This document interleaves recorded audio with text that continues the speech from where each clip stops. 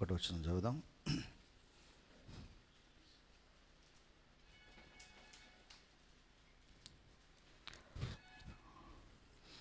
ఆయన 7వ ముద్రను విప్పినప్పుడు పరలోకమందు ఇంచుమించు అరగంట సేపు నిశ్శబ్దంగా ఉండెను. మళ్ళీ చదువుదాం. ఆయన 7వ ముద్రను విప్పినప్పుడు పరలోకమందు ఇంచుమించు అరగంట సేపు నిశ్శబ్దంగా ఉండెను. దేవుడి మాటలను దీవించునుగాక. ప్రార్థన చేద్దాం. ప్రేమ కలిగిన మా తండ్రి, సర్వశక్తిమంతుడా, భూమి ఆకాశముల సృష్టికర్త, నీకు స్తోత్రం చెల్లిస్తున్నాం. ఇదిగో తండ్రి, యొక్క ఉదయకాల సమయంలో నీ నామాన్ని బట్టి నిన్ను స్తుతిస్తున్నాం, మహిమపరుస్తున్నాం. క్షేమంగా మమ్మల్ని నడిపించారు. మా అతిక్రమ దోషం క్షమించమని మేము ప్రార్థిస్తున్నాం.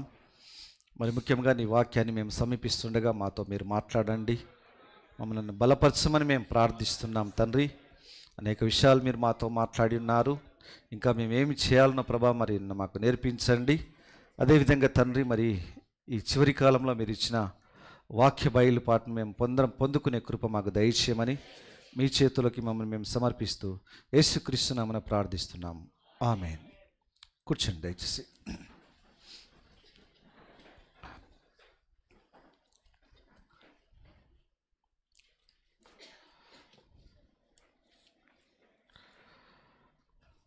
మంచిది పిల్లారా, మరి సమయం ఎక్కువైపోయింది.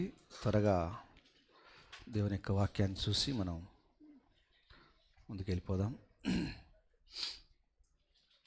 మరి పోయిన వారం, ఆ తర్వాత అంతకుముందు వారంలో కొన్ని కార్యాలు మనం చూడడం జరిగింది. మరి 7వ ముద్ర కావచ్చు, మరి దాన్ని అర్థం చేసుకోవడానికి మరి ప్రవక్త పరిచర్యను అర్థం చేసుకోవాలనేది కొన్ని కార్యాలు మనం చూస్తూ ఉన్నాం. మరి పోయిన వారం నేను మీకు హోంవర్క్ ఇచ్చిన, అయ్యలారా ఇదే నా సమయం 7వ ముద్ర. ఎంతమంది చదివినరో నాకు తెలియదు. మళ్ళీ చెప్తున్నాను, వచ్చే వారం నేను మళ్ళీ అడుగుతా. ఈ 2 వర్తమానాలు చదివిన వాళ్ళు ఉంటే పర్వాలేదు, చదవని వాళ్ళు ఉంటే మళ్ళీ చదవాలని కోరుతున్నా. దయచేసి ఎవరు కూడా దీన్ని మరి మిస్ చేసుకోవద్దు. చాలా ప్రాముఖ్యమైన కార్యాలు మనం చూద్దాం. పోయిన వారం మనం ప్రవక్త యొక్క దర్శనాలు, కళలు, ప్రవచనాలు ఇవన్నీ మనం చూడాలని చెప్పడం జరిగింది. ఆమేన్. ప్రవక్త యొక్క మరి మినిస్ట్రీని మనం అర్థం చేసుకున్నప్పుడు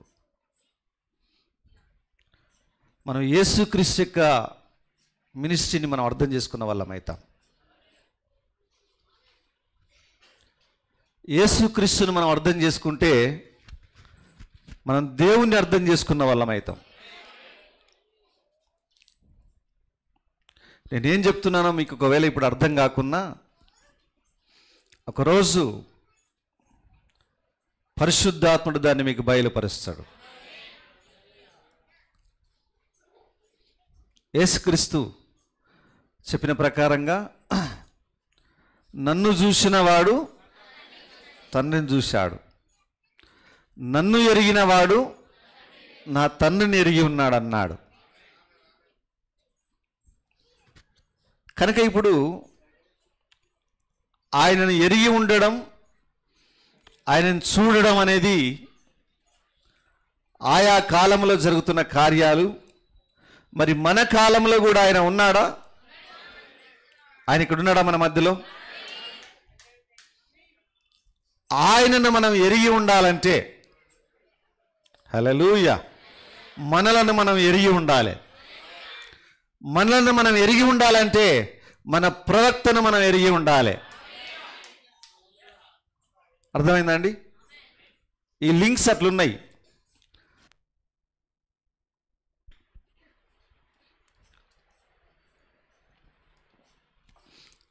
దేవుని గురించి తెలిసి ఉండాలంటే యేసుక్రీస్తు గురించి తెలిసి ఉండాలి. యేసుక్రీస్తు గురించి తెలిసి ఉండాలంటే ఈ కాల ప్రవక్త గురించి తెలిసి ఉండాలి మనకు.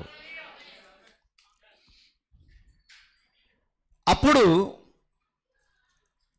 మనమెవరో మనకు అర్థమవుతుంది. అప్పుడు ఎందుకంటే ప్రవక్త మన సహోదరుడు గనుక, వధువులో ఒక సభ్యుడు గనుక, ప్రవక్తకి ఏం సంభవిస్తుందో మనకు అదే సంభవిస్తుంది కనుక ప్రవక్తను అర్థం చేసుకోవడం అనేది చాలా ప్రాముఖ్యమైన కార్యం.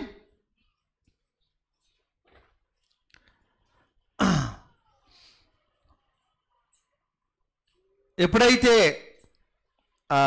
యేసుక్రీస్తు భూమి పైన ఉన్నప్పుడు నా శరీరం తిని నా రక్తం త్రాగువాడే నిత్య జీవం గలవాడు అన్నాడు ఆయన. అంటే ఆయన ఏం చేస్తున్నాడంటే అప్పుడు మూడో ఈడుపు పరిచర్యను బయలుపరుస్తున్నాడు ఆయన. అప్పుడు మొదటి ఈడుపు ఏమో అద్భుతాలు, స్వస్థతలు, ఊర్లు ఆయన వెంబడించినాయి. రెండవ ఈడుపేమో ఆయన హృదయ రహస్యాలు చెప్పడం. బాగానే ఉంది. ఎప్పుడైతే మూడవ ఈడుపు పరిచర్య వస్తుందో అప్పుడు అందరూ ఆయన వదిలిపెట్టి వెళ్ళిపోతారు. సామాన్యులు, దీనులు మాత్రమే మిగిలి ఉంటారు అక్కడ. ఆ 11 శిష్యులు ఆయనతో మిగిలి ఉన్నట్లు. చాలామంది ఆయన వెంబడించి ఆపేశారు. ఎప్పుడు? నా శరీరం తిని నా రక్తము త్రాగువాడే నిత్య జీవం గలవాడు అన్నప్పుడు. దాని అర్థం ఏంటంటే నా శరీరాన్ని మీరు ఎరిగి ఉండాలని అర్థం. తినడం అంటే ఆ శరీరం గురించిన గ్రహింపు, ఆ శరీరం గురించిన బయలుపాటు, ఆ శరీరాన్ని ఎరిగి ఉండడం. హల్లెలూయా. తినడం అంటే ఏదో ఆయన శరీరాన్ని బట్టి మన నోటితోటి అక్షరార్థంగా తినేది కాదు అది.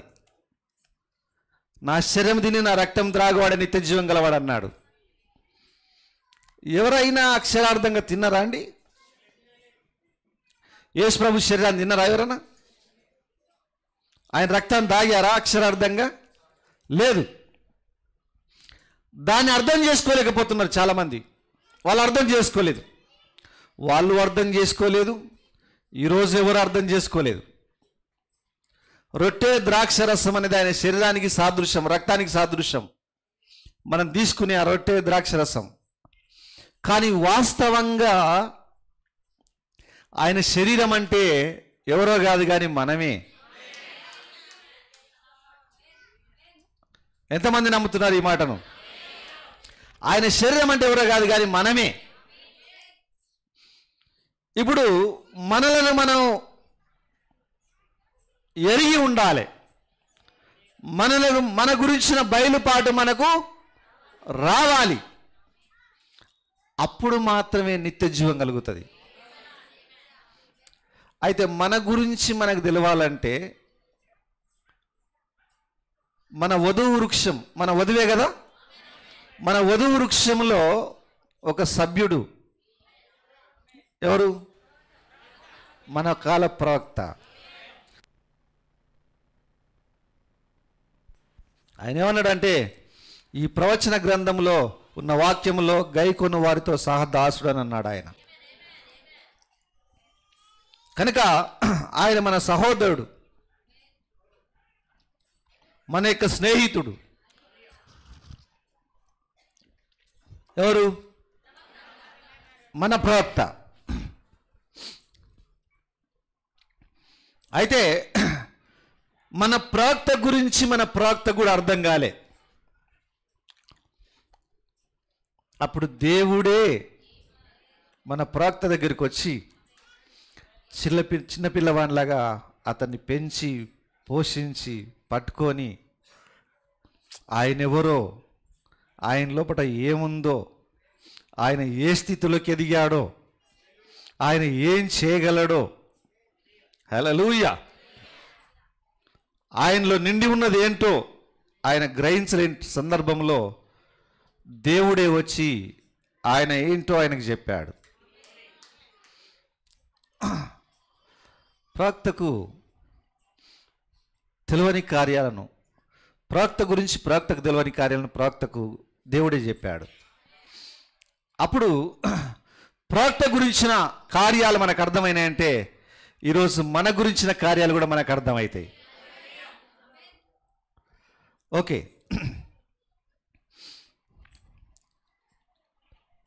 మరి పోయిన వారం మనం చూసాం ఏమనంటే,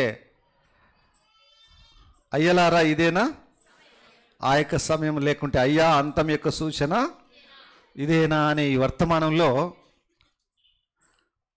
మరి ఆ దర్శనం కలిగినప్పుడు, పెద్ద పేలుడు శబ్దం వచ్చినప్పుడు ఆయన ఏమనుకున్నాడంటే తన యొక్క మరణం అనుకున్నాడు. అది దేవాది నా మరణమా, నేను ఒక పేలుడు శబ్దంలో చనిపోతానా? ఆ దూతలు వచ్చారు, ఆ దూతల్లోకి ఆయన కొనిపోబడ్డాడంటే, ఇప్పుడు లాజరు చనిపోయినప్పుడు ఆయన దూతల చేత కొనిపోబడి అబ్రాహ్మరమ్మని అనుకున్నాడు. దూతలు వచ్చారంటే ప్రవక్త అనుకున్నాడు, నేను ఒక పేలుడు శబ్దంలో చనిపోతాను కావచ్చు, ఆ దూతలు వచ్చింది దాని కొరకే కావచ్చు, నేను అందులో కొనిపోబడ్డానంటే అది దాని కొరకే కావచ్చు అని ప్రవక్త అనుకున్నాడు. అంటే ప్రవక్త గురించి ప్రవక్తకి ఇంకా అర్థం కాలేదు. కానీ ప్రవక్త ఎందుకొరకు పంపబడ్డాడు? చిన్నప్పటి నుంచి దేవుడు ఆయనతో మాట్లాడుతున్న మాటల యొక్క ఆ భావాన్ని ఆయన అర్థం చేసుకోలేదు, గ్రహించలేదు. పెద్దగా అయిన తర్వాత నీ కొరకు ఒక పని ఉంది అని చెప్పిన ఆ పని ఏంటిదో ప్రవక్తకు అర్థం కాని సందర్భంలో మరి దేవుడే ప్రవక్తకు దాన్ని బయలుపరుస్తున్నాడు. ఏసీ ఆన్ చేయలేదా? చూడండి.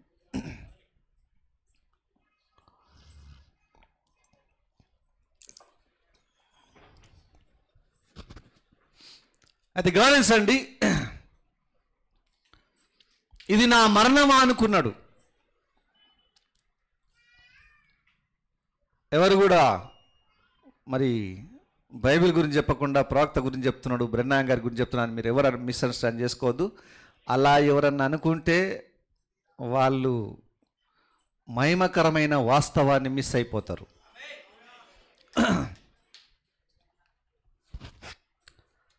సరే, ఇక్కడ మనకు ఆ దర్శనం జరిగినప్పుడు జరిగిన కార్యాలు నేను మీకు చూపిస్తాను. అది చదవండి. అయ్యలారా ఇదేనా ఆ సమయం అనే దాంట్లో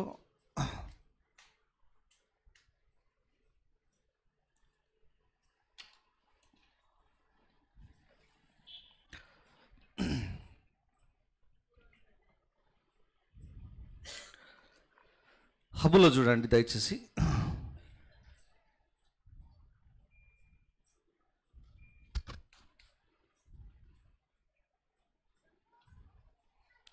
నేను పోయిన వారం మీకు నేను దాన్ని చూపించాను. 75వ పారాగ్రాఫ్లో ఆ మాటలు ఉన్నాయి. ఎస్,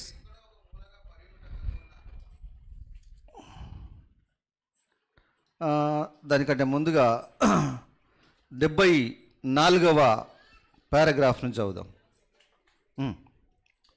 ఇప్పుడు ప్రజలైన మీరు ప్రభువు దీవెనలు ఏమిటని ఎరిగి ఉన్నారు. అయితే దేవుని శక్తి పూర్తిగా వ్యత్యాసమైనది. ఆ రకమైన స్థలములలో దేవుని శక్తిని ముందుగా అనేక పర్యాయములు దర్శనముల యందు అనుభవించాను. అయితే ఈ విధముగా కాదు. చూడండి, ప్రవక్త ఈ దర్శనానికంటే ముందు అనేక దర్శనాలు చూశాడు, అనేక కార్యాలను చూశాడు, చనిపోయిన వాళ్ళని లేవడం చూసి చనిపోయిన వాళ్ళు లేవడం చూశాడు, చాలా రకాలుగా దేవుని యొక్క శక్తిని చూశాడు ఆయన. ఇది భక్తితో కూడిన భయము. అయితే ప్రవక్త ఏమంటున్నాడంటే, అయితే ఈ విధముగా కాదు, ఇది భక్తితో కూడిన భయమును కలిగించినది. నేనెంతగా భయపడుతున్నానగా ఈ జీవుల ఎదుట స్తంభించిపోయాను. జీవుల ఎదుట అంటే ఈ 7 దూతల ఎదుట స్తంభించిపోయాను. నేను సత్యమునే చెప్పుచున్నాను. పౌలు చెప్పినట్లు నేను అబద్ధమాడుటలేదు. ఇలాంటి విషయము నేను పొరపాటుగా చెప్పుట మీరెన్నడైనా చూచారా? ఏదో జరుగుటకు నిర్ణయమైనది. ఆ తర్వాత కొంతసేపటికి నేను ఇలా చెప్పాను, యేసు ప్రభువా, నేను చంపబడనై ఉన్న ఎడల నాకు దానిని తెలుపుము. నేను నా ప్రజలతో దానిని చెప్పను. అయితే అది వేరే ఏదో అయితే నాకు తెలుపుము. అది ఇక్కడ నేను చంపబడుట అయితే నాకు చెప్పు, నేను నా ప్రజలతో చెప్పను. అయితే అది వేరే ఏదో అయితే నాకు తెలుపుము. నాకు ఏ జవాబు రాలేదు. ఆత్మ నన్ను విడిచిపోయిన తర్వాత అర్ధగంటకు నేను తలంచాను, లేక అధికముగాను ఉండవచ్చును. అప్పుడు నేను, ప్రభువా, నేను చంపబడవలనని అది ఏర్పడినదైతే నీవు భూమిపై కలిగిన కార్యమును ముగించి వేశావు. నేను ఇప్పుడు నా గృహమునకు ఎత్తుకొనపడిపోవచ్చున్నాను. ఇది దాని కొరకైనదైతే అది మంచిదే. అట్లయినా అది మంచిది. అది ఆ విధంగా ఉన్నాడేలా నాకు తెలుపుము. నీ శక్తిని నా పైకి మరలా పంపుము. అప్పుడు నా ప్రజలకు తెలుపకూడదని తెలుసుకొందును. లేక మరెవ్వరితోనూ దాని గురించి తెలుపను. ఎందుకనగా నీవు నన్ను తీసుకొని పోవుటకు నిర్ణయించి ఉన్నావని తలంచాను. మరియు ఏమీ జరగలేదు. నేను కొంత సమయం వేచి ఉంటిని. అప్పుడు నేను, యేసు ప్రభువా, అది దాని భావము కాని ఎడల, నేను చంపబడుట ఆ భావము కాని ఎడల, నీవు నాతో చేయవలసినదేదో ఒకటి ఉన్నదని అర్థము. ఒకవేళ నేను చంపబడుట ఆ దర్శనం యొక్క భావం కాకుంటే, నేను ఇంకా ఏదో చేయవలసింది ఒకటి ఉంది అని అర్థమవుతుంది నాకు. మరియు అది తర్వాత నాకు బయలుపరచబడును. అప్పుడు నీ శక్తిని నాకు పంపుము. అది దాదాపు నన్ను నా గదిలో నుండి ఎత్తుకెళ్ళిపోయినది. దేవునికి మహిమ కలుగును గాక. నేను ఎక్కడో ఒక మూలగా పడి ఉండటను కనుగొన్నాను. చూడండి,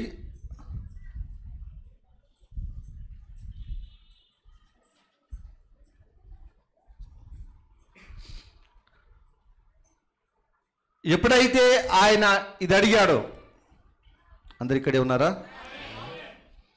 ఒకవేళ నేను చంపబడుట అనేది ఆ దర్శన భావం కాకుంటే, నేను చేయాల్సింది ఇంకా ఏదో ఉన్నది.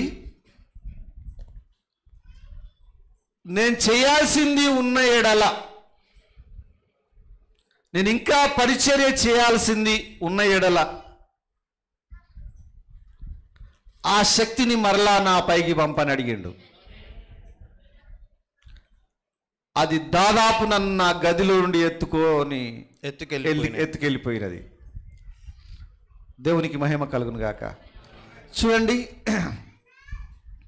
మీరు అర్థం చేసుకొని నేను చెప్పే కార్యాలన్నిటిని. అప్పటి వరకు చేసిన పరిచర్య ఉంది, ప్రవక్త చేసింది.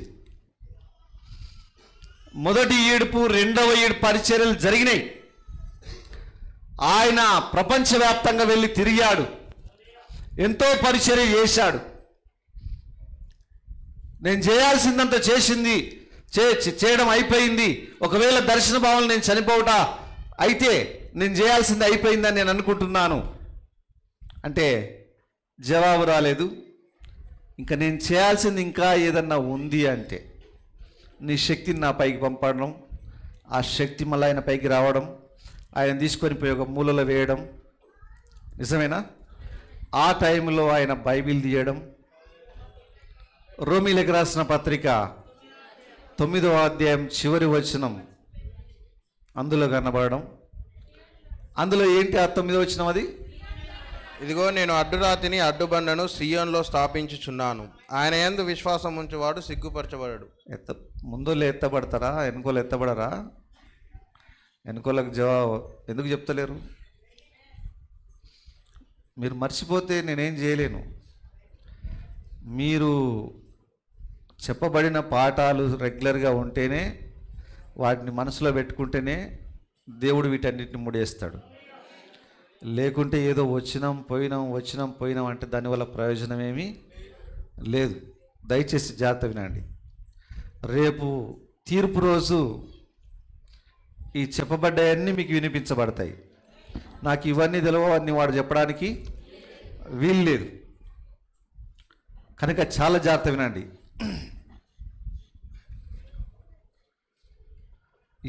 ఏం చెప్పబడుతుంది అనేది మీరు ఆసక్తి కలిగి ఉండాలి.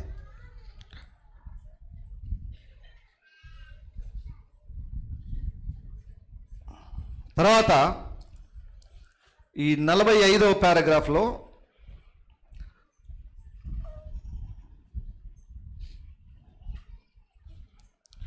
ఇప్పుడు లాస్ట్ పారాగ్రాఫ్ 45లో లాస్ట్ అది ఒక బండ. నన్ను 45వ పారాగ్రాఫ్లోనే లాస్ట్ పారాగ్రాఫ్ దాంట్లో 3 ఉన్నాయి. 3 నేను ఒక కల కన్నాను. ప్రభువా దాని భావం ఏమిటి?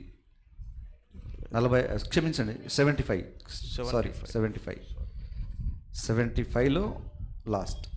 ఒక్క నిమిషం. ఓకే. ప్రభువా దాని భావం ఏమిటి? నేను మరలా దాన్ని చదివేదను. అది నీవేనా? ఇప్పుడు అది పిల్లవాని వల్ల అనిపించును.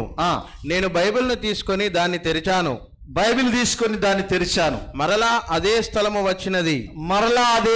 వచ్చినది. పౌలు యూదులతో చెప్పువారు చేయు ప్రయత్నమును రోమీలతో చెప్పుచు యూదులు క్రియల ద్వారా అంగీకరించారు. అయితే మనము విశ్వాసము ద్వారా దానిని అంగీకరించెదము.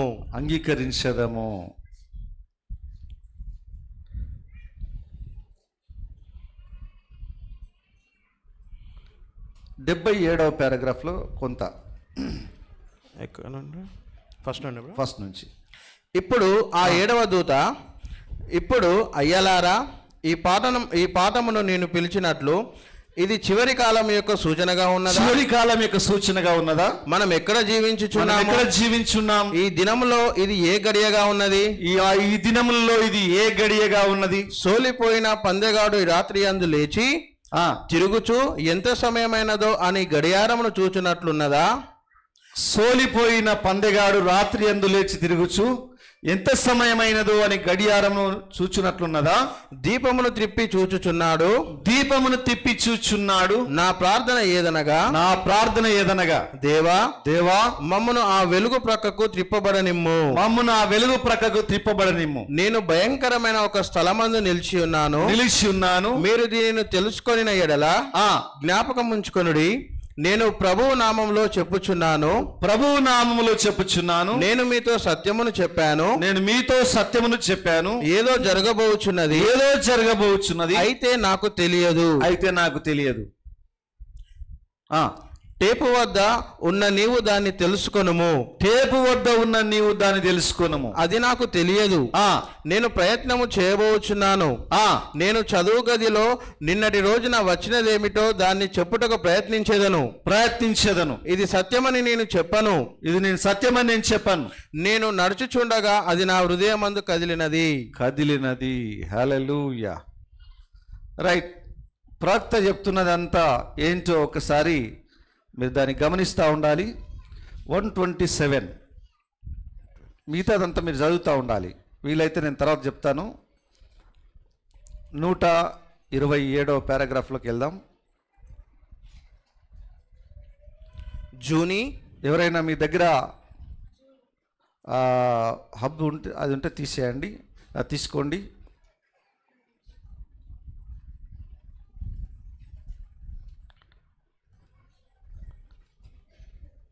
127. ఓకే.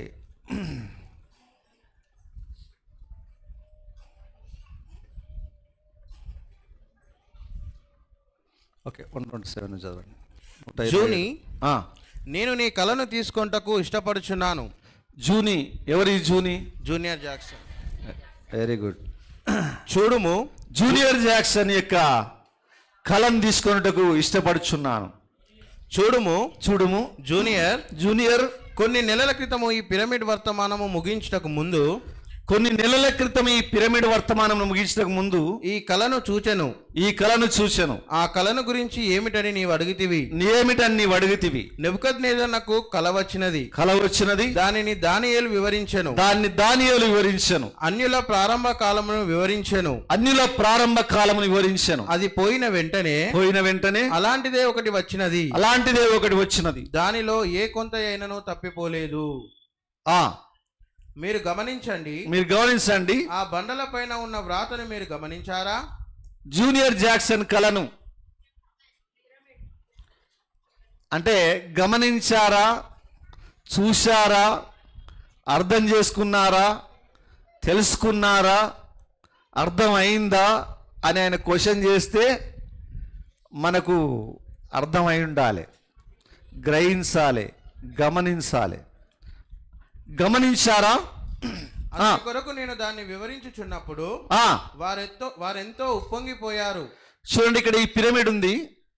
ఈ పిరమిడ్ పైన ఉండే ఆ రాతను వివరించినప్పుడు, ప్రాక్త వివరించినప్పుడు వారెంతగానో ఉప్పొంగిపోయారు. అనేక సంవత్సరముల తర్వాత దేవుని మర్మముగా ఉండిన దానిని గ్రహించగలిగితిమి. అదిగానే ఉండునా? మరియు అప్పుడు గమనించండి, ఒక మర్మమైన మార్గంలో మేము ఒక పదునైన గుణపమును తీసుకొని గాలిలో నుండి ఆ పైకప్పును తెరిచినప్పుడు, ఆ పైకప్పును అంటే టాప్ లో ఉండి దాన్ని ఆ గడ్డపారం తీసుకొని ఒక గుణపం లాంటి తీసుకొని దాన్ని తెరిచినప్పుడు అక్కడ ఆ తెల్లటి చలవరాయి ఉండినది. అయితే అది వివరించబడలేదు. అక్కడ అక్షరములు లేవు. జూనియర్ కు నేను దాన్ని వివరించలేదు. నేను దాని వైపు చూచి సోదరులతో ఇలా చెప్పాను, దీనిపైన చూడుము, అది ఈ రాత్రి నెరవేరినది. దేవునికి మహిమ కలుగును గాక. దీనిపైన చూడుము, అది రాత్రి నెరవేరినది. వారు దాన్ని చదువుచుండగా నేను పడమటి దిశగా వెళ్ళిపోయాను. ఎందుకొరకు? దానిపై వ్రాసి ఉన్నది ఏమిటని దాని వివరణను గ్రహించుటకు గాను వెళ్ళవలసి ఉండెనా. నేను పడమటికి వెళ్ళింది ఎందుకొరకు? దానిపైన ఏదైతే ఉందో తెల్లని చలవరాయి, దాని యొక్క భావాన్ని గ్రహించడానికి వెళ్ళవలసి ఉండేనా? ఆ ధ్వనులు ఆ మరుసటి ఉదయమున నన్ను ఎంతగా కదిలించిననగా, ఈ కట్టడము ఎంత ఎత్తునున్నదో అంత ఎత్తుకు నన్ను పైకి లేపినది. దేవునికి మహిమ కలుగును గాక. ఆ దూతలు ఈ కట్టడం ఎంత ఎత్తుగా ఉందో అంత ఎత్తుగా నన్ను పైకి లేపినాయి. ఆ దూతల కూటము 7 దూతలు. చూడండి, ప్రవక్త జూనియర్ జాక్సన్ కలను, ఆ పిరమిడ్ లో ఉండే ఆ తలరాయి, దాని భావం గురించి, ఆ దూతల గురించి, అతడు ఎత్తబడే దాని గురించి అన్ని ఒకదానికొకటి కలుపుతా ఉన్నాడు. 7 దూతలు వారు ఒక పిరమిడ్ ఆకారంలో ఉన్నారు. వచ్చినవి ఆ ఉరుములేనా? అది వీలుపడునా? ఇదంతయు వివరించబడినవి. ఆయన కల ప్రకారము అదంతయు ముగించిపోయినది.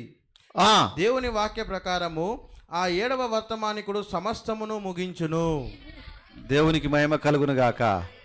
ఆ 7వ దూత వర్తమానము ముగియును. అప్పుడు ఆ 7 ఉరుములు,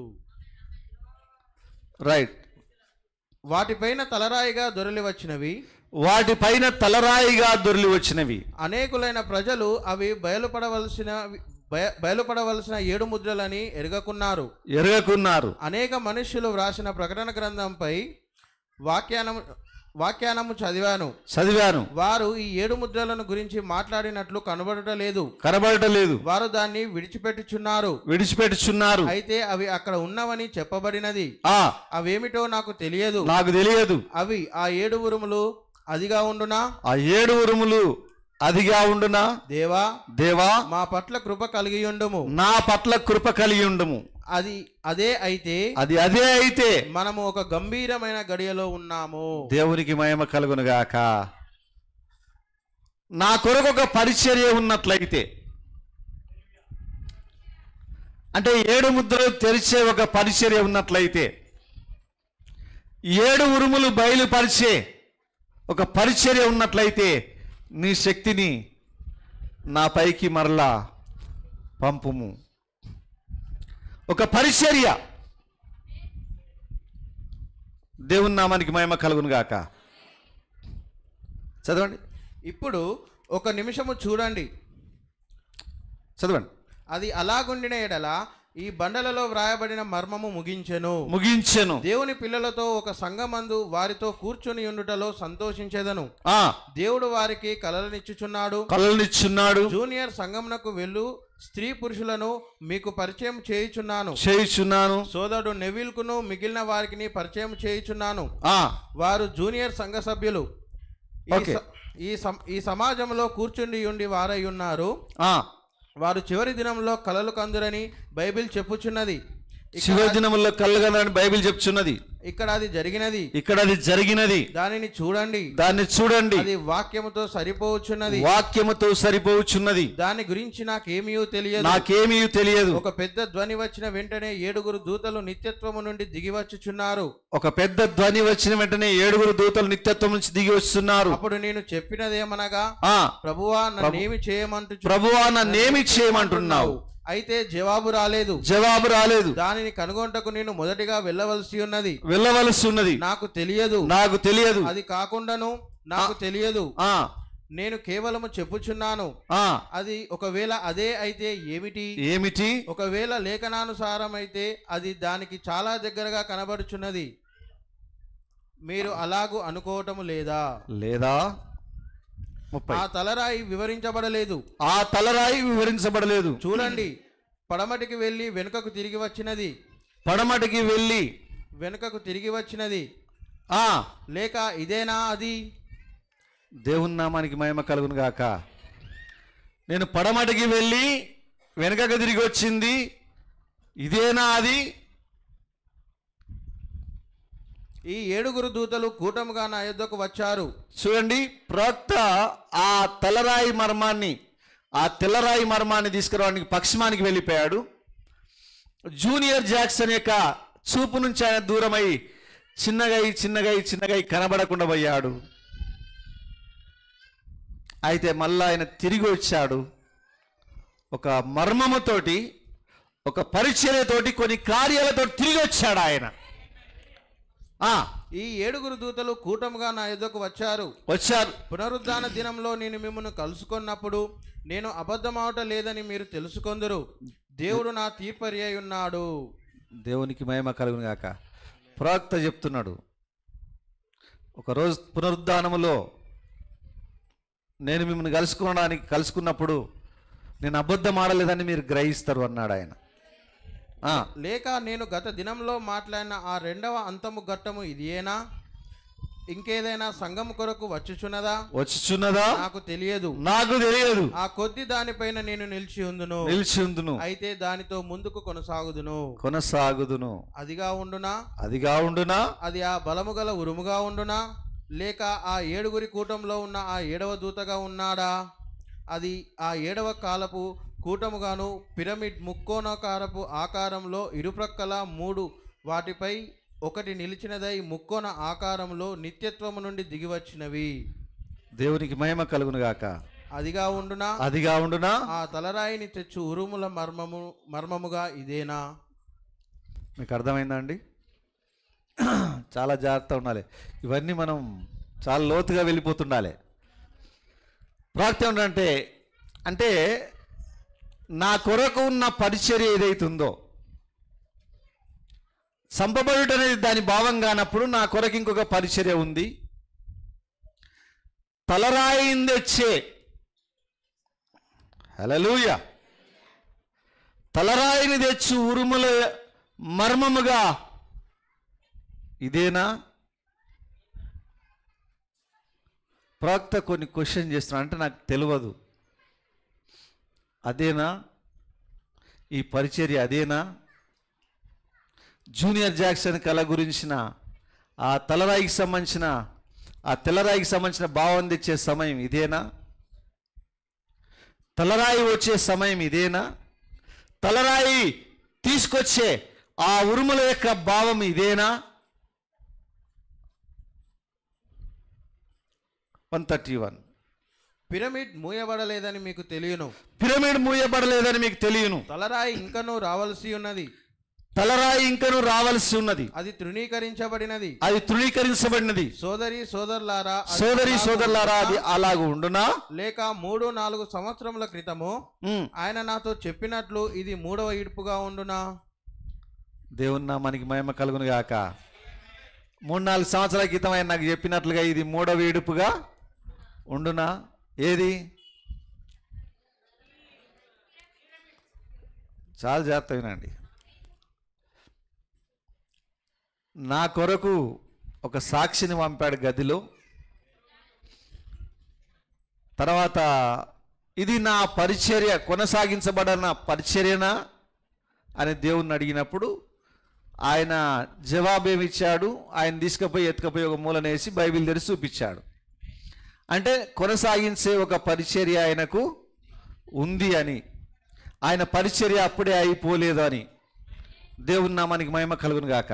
ఆయన పరిచర్య అయిపోలేదు, ఇంకా ఉంది, కొనసాగించబడే పరిచర్య ఆయనకు ఉంది అని దాన్ని చెప్తున్నాడు. ఆ పరిచర్య గురించి ప్రవక్త చెప్తున్నది. మరి ఇది అదేనా? ఆ మొదటి ఈడ్పులో ఏమి జరిగినదో మీరు జ్ఞాపకం చేసుకొనండి. నేను దానిని వివరించుటకు ప్రయత్నించాను, వివరించడానికి ప్రయత్నించాను, అయితే దానిని వివరించవద్దు అని ఆయన చెప్పాను. రెండవ ఈడుపు వివరించుటకు ప్రయత్నించకము అని ఆయన చెప్పాను. అయినను నేను దానిని వెలుపలకు తెచ్చాను. మీకు జ్ఞాపకం ఉన్నదా? మీకు అందరికీ జ్ఞాపకం ఉండవచ్చు. అవి టేపుల యందున్నవి, ప్రతిదీ టేపుల యందున్నది. అంతటా ఆయన ఇలా చెప్పాడు. ఇప్పుడు 3వ ఈడ్పు వచ్చుచున్నది. అయితే దానిని వివరించుటకు ప్రయత్నించకము. ఈ రాత్రి దాన్ని ఎట్లు చేరానో మీరు చూచారా? నాకు తెలియదు. అయితే నా సంఘమునకు ఏదో కొంత చెప్పవలసిన విధి నాకున్నది. మీరే మీ తీర్మానంను తెచ్చుకొనండి. దేవునికి మహిమ కలుగును గాక.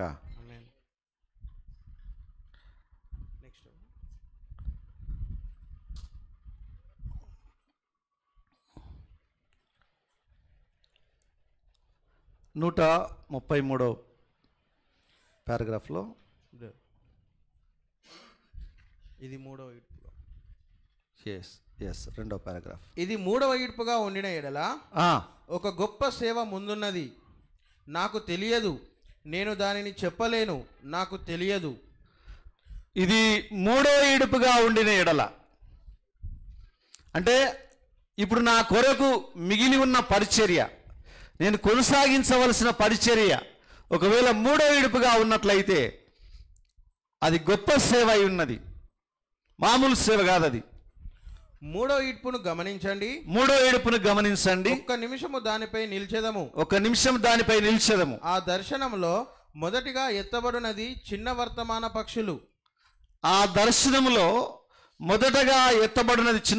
పక్షులు. మనము మొదట ప్రారంభించినప్పుడు అది జరిగినది. వ్యక్తిని చేతిలో తీసుకొనుటతో అది జరిగినది.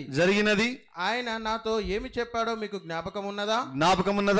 నీవు నమ్మకముగా ఉంటే నీవు ప్రతి హృదయ రహస్యమును ఎరగగలవు. అది ఇక్కడ ప్రకటింపబడినదని ఎందరు జ్ఞాపకం ఉంచుకొని ఉన్నారు. అది దేశమంతటను ప్రకటింపబడినది. అది జరిగినదా? ఖచ్చితముగా. అప్పుడు ఆయన భయపడవద్దు, నేను నీతో ఉందును, మరియు అది ఈ విధంగా ముందుకు సాగును. మీరు ఇంటికి వెళ్ళి కూడా ఇవి చదువుతా ఉండండి, అర్థం కాకుంటే ప్రార్థన చేయండి. 134. ఇప్పుడు ఆ మొదటి ఈడ్పు ఈ చిన్న పక్షులుగా ఉన్నవి, అవి ఎగిరిపోవచ్చున్నవి. మొదటి ఈడ్పు ఆ పక్షులలో చిన్న పక్షులు ఉన్నాయి కదా, అవి మొదటి ఈడ్పు చిన్న పక్షులుగా ఉన్నవి, అవి ఎగిరిపోవచ్చున్నవి. అవి కాలమును కలుసుకొనుటకు వెళ్ళినవి.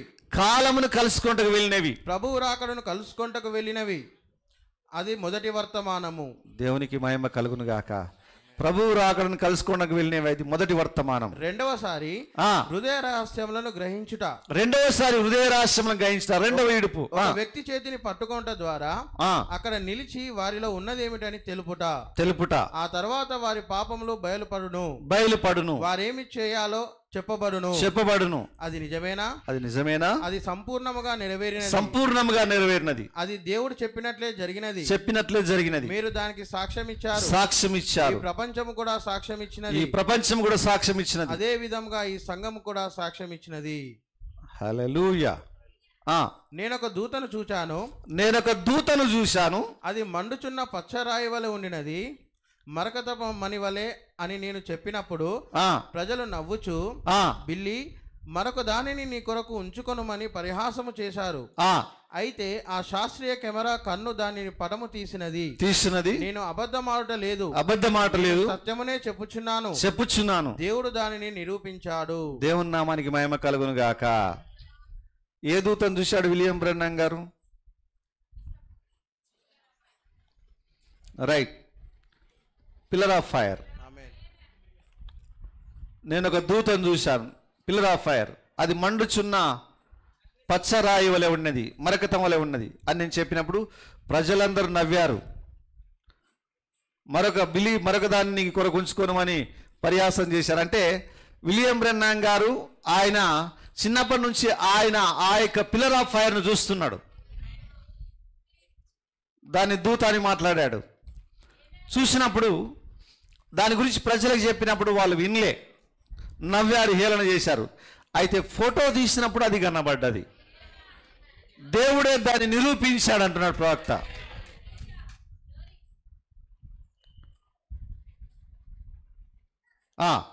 నేను చెప్పినట్లు చీకటి కమ్ముకొనినది, అది మరణము, నలుపు మరియు ఇది తెలుపు, ఒకటి జీవము మరొకటి మరణము. అక్కడ వెనుకగా ఆ పటము ఉన్నది. జార్జ్ జే లేసి చెప్పినట్టు కెమెరా యొక్క యాంత్రిక కన్ను తత్వమును ఫోటో తీయదు. మీరు నన్ను వెంబడించున్నారా? గమనించండి. ఈ మొదటి చిన్న ప్రయాణము చేయి, రెండవదిగా ఇంకనూ అధికమైనది.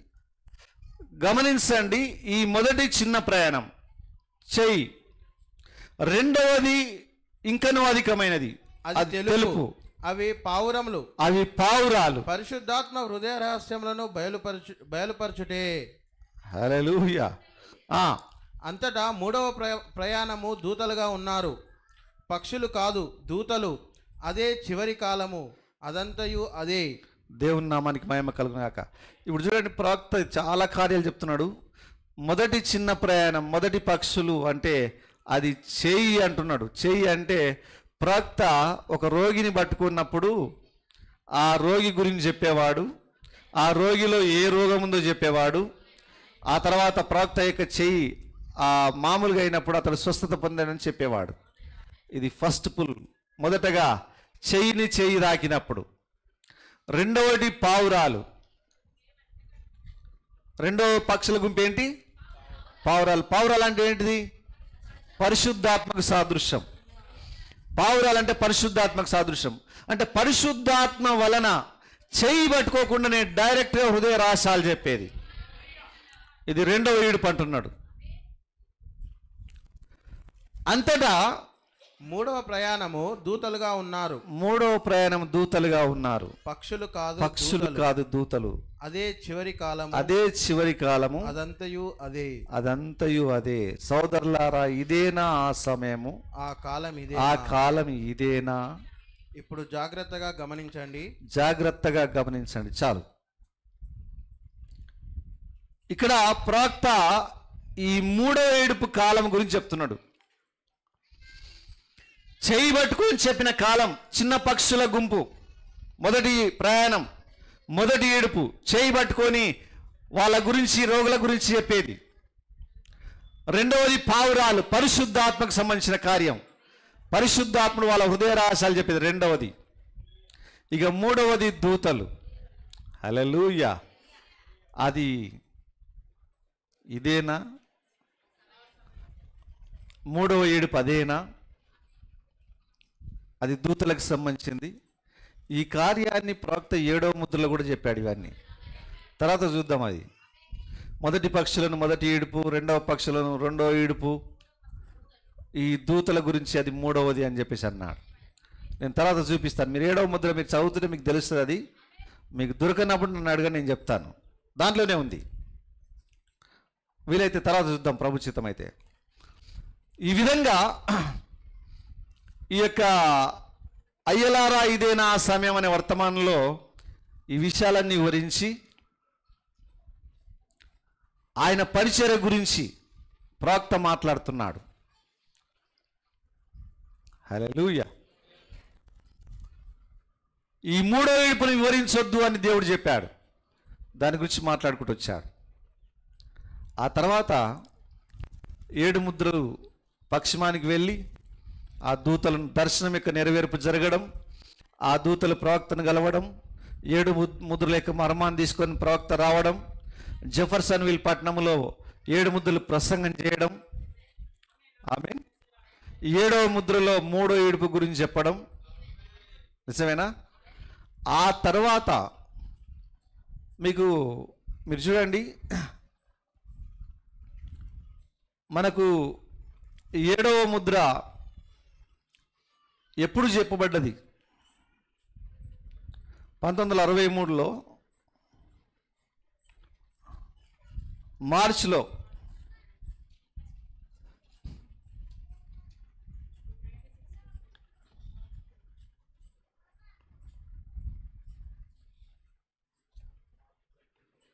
Yes, March 24 evening. దాంట్లో 3వ ఏడుపు గురించి ప్రవక్త వివరించాడు. దాని తర్వాత ఆ యొక్క 3వ ఏడుపు యొక్క ప్రస్తావన గురించి ఖాళీలో నిలుచుట, జూన్ 23లో ఖాళీలో నిలుచుట అనే వర్తమానంలో మాట్లాడాడు. ఒకసారి మీరు ఖాళీలో నిలుచుట అనే వర్తమానం తీయండి.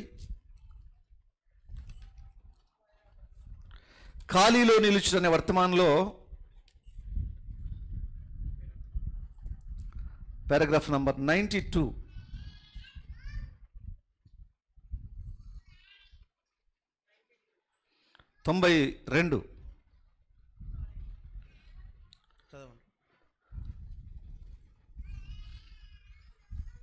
ఓకే, ఇది జాగ్రత్త మీరు గమనించండి. 92 నుంచి చదువుదాం, ఒక 3 పారాగ్రాఫ్లు చదువుదాం. నేను బిల్లి దారిన వచ్చుచున్నాము, చూడండి. ఇది అంటే ఈ కారులో ప్రయాణం చేస్తున్నారు ప్రవక్త, అతని కుమారుడైన బిలీపాల్. కారులో ప్రయాణం చేస్తున్నప్పుడు మార్గంలో దిగువకు వచ్చుచున్నాము. బిల్లి మరలా నిద్రకు ఉపక్రమించెను. అంటే ప్రవక్త డ్రైవింగ్ చేస్తుండేవాడు, బిలీపాల్ నిద్రపోయినప్పుడు నీకు నిత్యమగు సూచన ఇచ్చేదను అని స్వరము పలికెను. ప్రవక్తతోటి దేవుడు మాట్లాడుతున్నాడు ఒక స్వరం, నీకు నిత్యమైన సూచన ఇచ్చేదను అని. నేను ఇంకొంతసేపు వేచి చూచాను గాని మరేమీ జరగలేదు. ప్రభువా నిత్యమగు సూచన అనగా ఏమిటి అని అడిగాను. కొద్ది నిమిషములు నేను ఆగాను. నేను బిల్లిని మరలా చూచాను. అతడు నిద్రపోతున్నాడు కార్లా. నేను నీకు నిత్యమగు సూచన ఇచ్చేదనని ఆయన మరలా నాతో చెప్పాను. దేవుడు మరలా చెప్పాడు ప్రవక్తతో, నేను నిత్యమైన సూచన ఇచ్చేదనని. నీ ఉన్న చోటు నుండి పశ్చిమ దిశగా చూడమని నాకు చెప్పాను. మరియు నేను ట్రక్కులో నుండి నా తలను తిప్పి చూశాను. వేగము తగ్గించాను. ప్రభు యొక్క ఆత్మ నేను కేకలు వేసి గంతులు వేయవలనన్న అనుభూతిని పొందాను. ప్రభు నామానికి మహిమ కలుగును గాక. నీ ఉన్న చోటు నుంచి పశ్చిమానికి చూడు అని ప్రవక్తకు చెప్తే తలను తిప్పి చూశాడట. ప్రభు యొక్క ఆత్మ కార్యం జరుగుతూ ఉంది అక్కడ. నేను తిరిగి చూచాను, మరియు కొండలన్నీ తెల్ల టోపీలు ధరించినట్లున్నవి. కొండలన్నీ కూడా తెల్ల టోపీలు ధరించినట్లున్నాయి. నాకు నిత్యమగు గుర్తు ఏదీ కనబడటం లేదని చెప్పాను. దానంతటి మీద నీ పేరు వ్రాయబడి ఉన్నదని ఆయన చెప్పాను. దేవునికి మహిమ కలుగును గాక. దేవుడు ఏం చెప్తున్నాడంటే, నీకు నిత్యమైన సూచన చూపిస్తానన్నాడు. నాకు నిత్యమైన సూచన ఏం కనబడతలేదని ప్రవక్త అన్నాడు. అప్పుడు దేవుడు అంటున్నాడు, దానంతటి పైన నీ పేరు రాయబడ్డది అన్నాడు. ఇదేమిటని నేను ఆలోచించసాగాను. ఇవన్నీ విశ్వాసులకి అవిశ్వాసులకు కావు. ఇవి ఏంటని నేను ఆలోచించసాగాను. నాకు చాలా బలహీనత కలిగినది. నేను ఆగసాగాను. బిల్లి మేల్కొని నాతో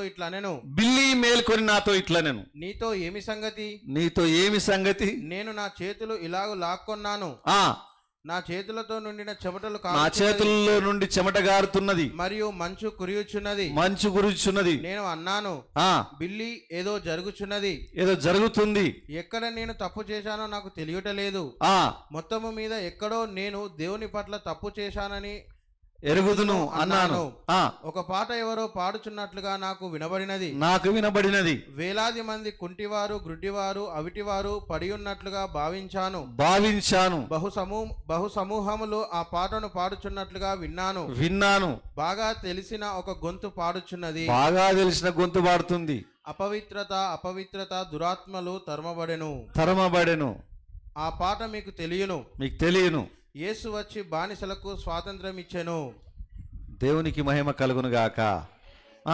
ప్రతి చోట రోగులు వరుసల్లో పడి ఉండుట నేను చూచాను. నేను ఆగిపోవలసి వచ్చెను. ఏమి జరుగుచున్నదో బిల్లికి తెలియదు, మరియు నేను పైకి చూచాను. ఇవన్నీ చూడండి, ప్రవక్తకు చూపించడం, దర్శనాలు, స్వరము, ఇవన్నీ ప్రవక్త ఎట్లా చూస్తున్నాడు చూడండి. నేను ఆగి పర్వతం మీదకి చూచాను, మరియు ఆ 7 కొండలు నాకు కనబడినవి. ఎన్ని కొండలు కనబడ్డాయి? 7 కొండలు నాకు కనబడ్డాయి. మరియు ఇక్కడ నీవు చూడాలనుకుంటే మరొక సంగతి, ఒక పర్వతము పైభాగమును 7 శిఖరములు కనబడినవి. పర్వతం అక్కడ పైన 7 శిఖరాలు కనబడ్డాయి. ఒక పర్వతము అది చాలా మైళ్ళ పొడవున ఉన్నది. ఆ చివరి పర్వతము దాటినచో మరొక దేశంలోనికి నీవు చేరగలవు. దాని తర్వాత ఇక పర్వతములు లేవు. అది తూర్పు నుండి పడమరకు పోవచ్చున్నది. దాని పై భాగాన మంచు కప్పబడి ఉన్నది. పై భాగాన మొదటి 2 చిన్న కొండలు చివరలు కనబడినవి. తర్వాత పెద్ద శిఖరాగ్రం ఉన్నది. చూడండి, మొదటగా 2 చిన్న కొండలు ఉన్నాయి, తర్వాత ఒక శిఖరాగ్రం ఉంది. ఆ తర్వాత మరి ఒక చిన్న శిఖరాగ్రమం, ఆ తర్వాత పెద్ద శిఖరాగ్రం ఉన్నవి. ఆ విధంగా పెద్దవి చిన్నవి కనబడినవి. ఆ పర్వతముల మీద మంచున్నది. ప్రభువా, దాని అర్థము నాకు తెలియటలేదు అన్నాను. చూడండి, ఫస్ట్ 2 చిన్న కొండలు, తర్వాత కొంచెం పెద్ద కొండ. ఎన్నైనాయి? తర్వాత ఒక చిన్న కొండ, తర్వాత ఒక పెద్ద కొండ, తర్వాత ఒక చిన్న కొండ, తర్వాత పెద్ద కొండ. ఎన్ని కొండలు ఇప్పుడు? దీంట్లో మొదటగా 2 చిన్న కొండలు, ఒకటి పెద్దది,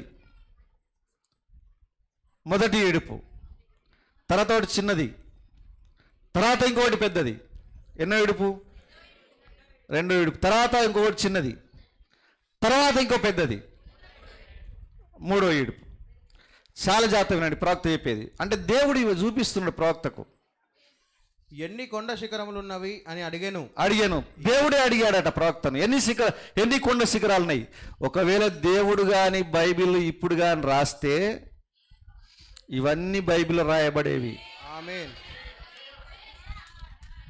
నిజమేనా? మోషేతో మాట్లాడిన అదే దేవుడు విలియం బ్రెన్నన్ గారితో మాట్లాడుతున్నాడు. ఏలియాతో మాట్లాడిన అదే దేవుడు విలియం బ్రెన్నన్ గారితో మాట్లాడుతున్నాడు.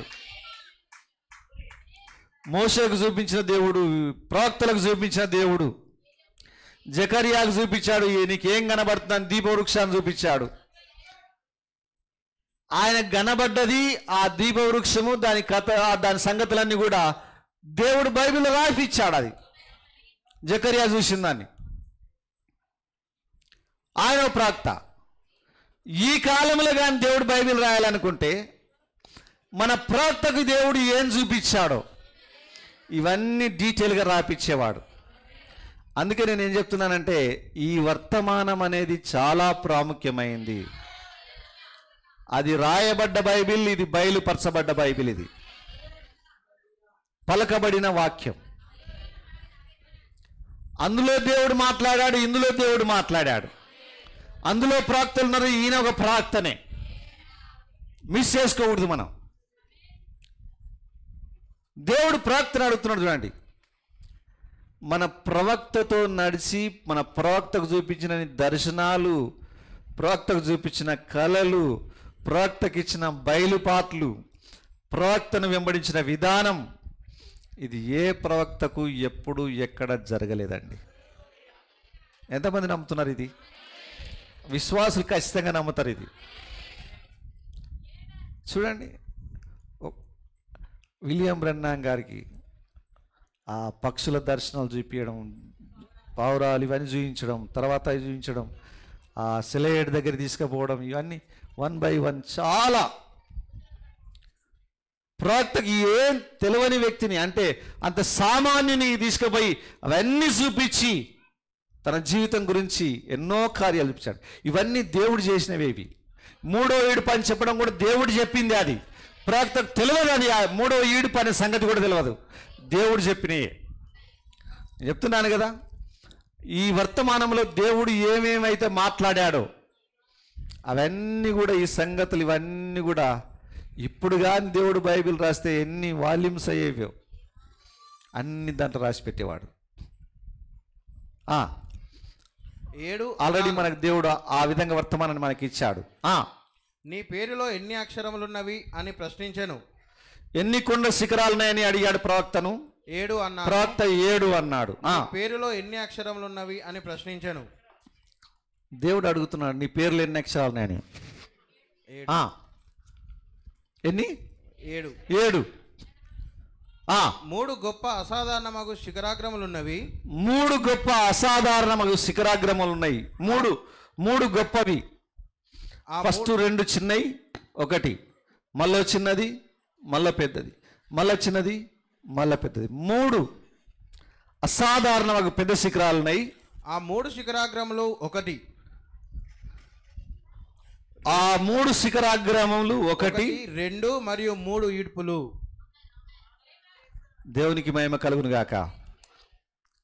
ఆ 3 ఈడుపులు 1, 2 మరియు 3 ఈడుపులు. 3 శిఖరాగ్రములు, 3 ఈడుపులు.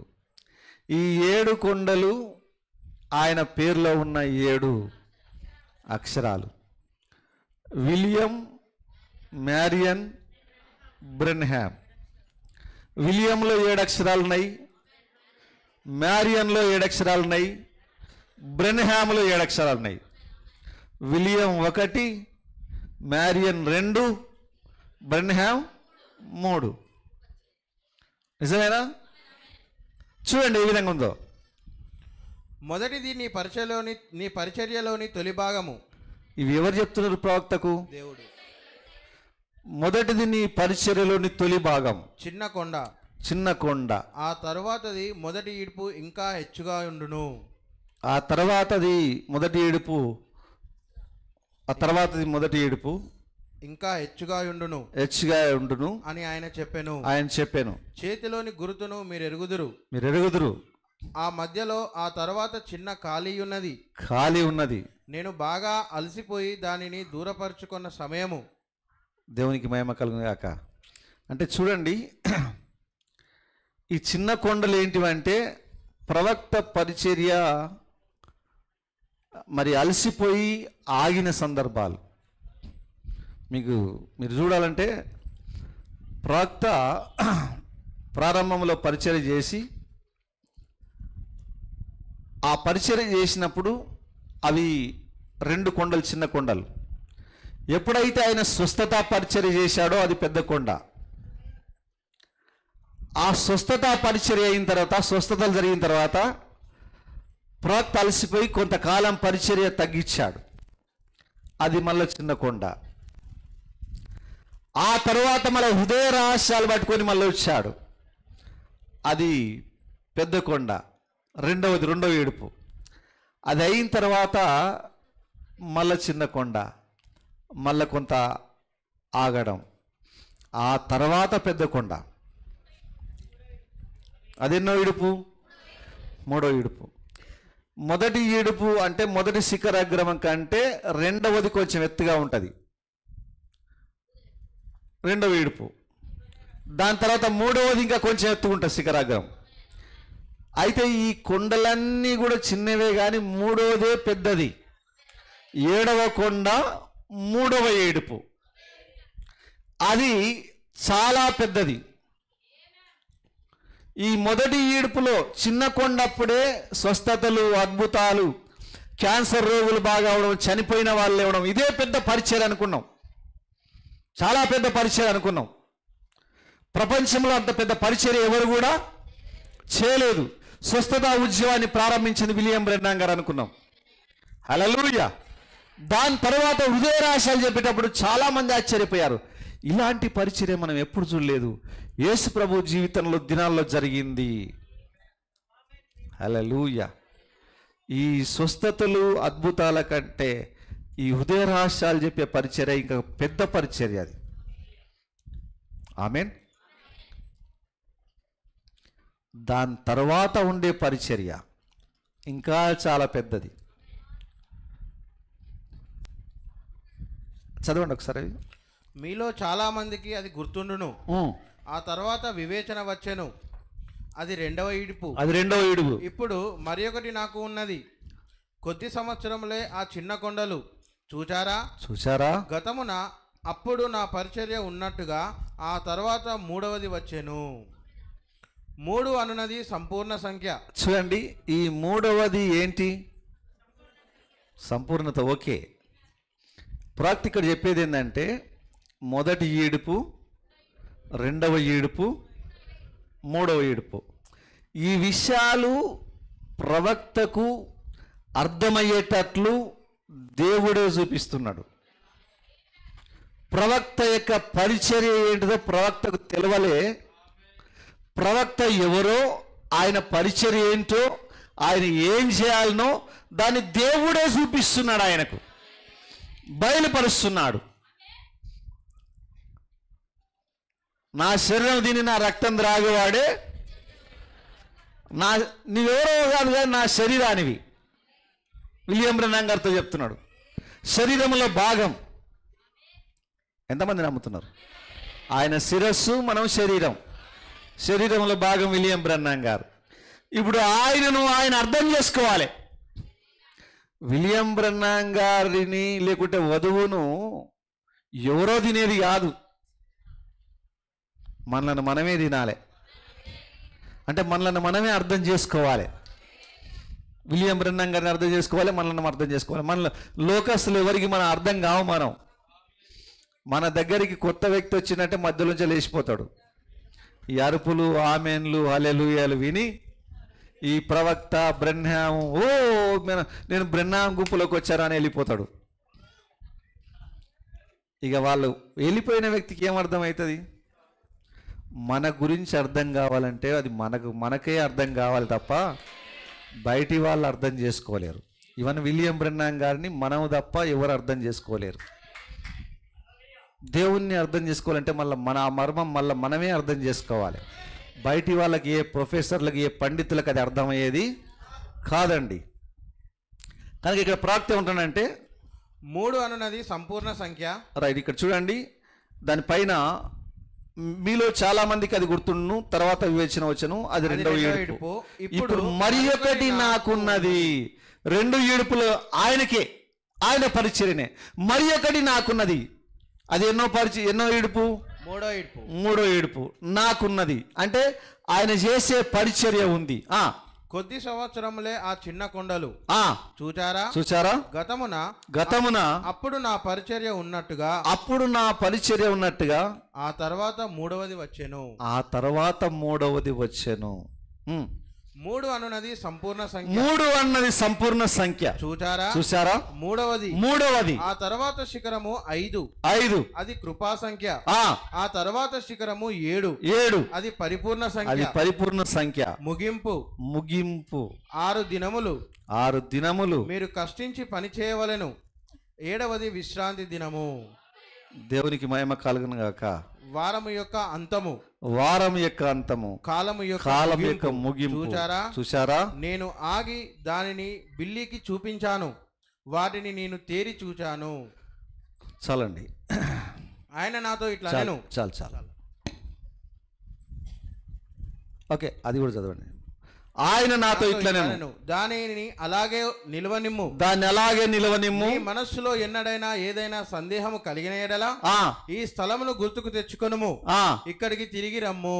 అది నీ పరిచర్యలో నీకు ఏమైనా డౌట్ వచ్చినట్లయితే, ఏమన్నా సందేహం కలిగితే నువ్వు ఇక్కడికి వచ్చి ఈ స్థలాన్ని గుర్తు చేసుకొని ఇది ఒకసారి చూడు, నేను నీకు చూపించిన కదా ఈ కొండలు, ఈ 3 ఇడుపులు, ఈ పరిచర్య అని చెప్పి చూపించాను కదా, దాన్ని గుర్తు చేసుకో అంటున్నాడు.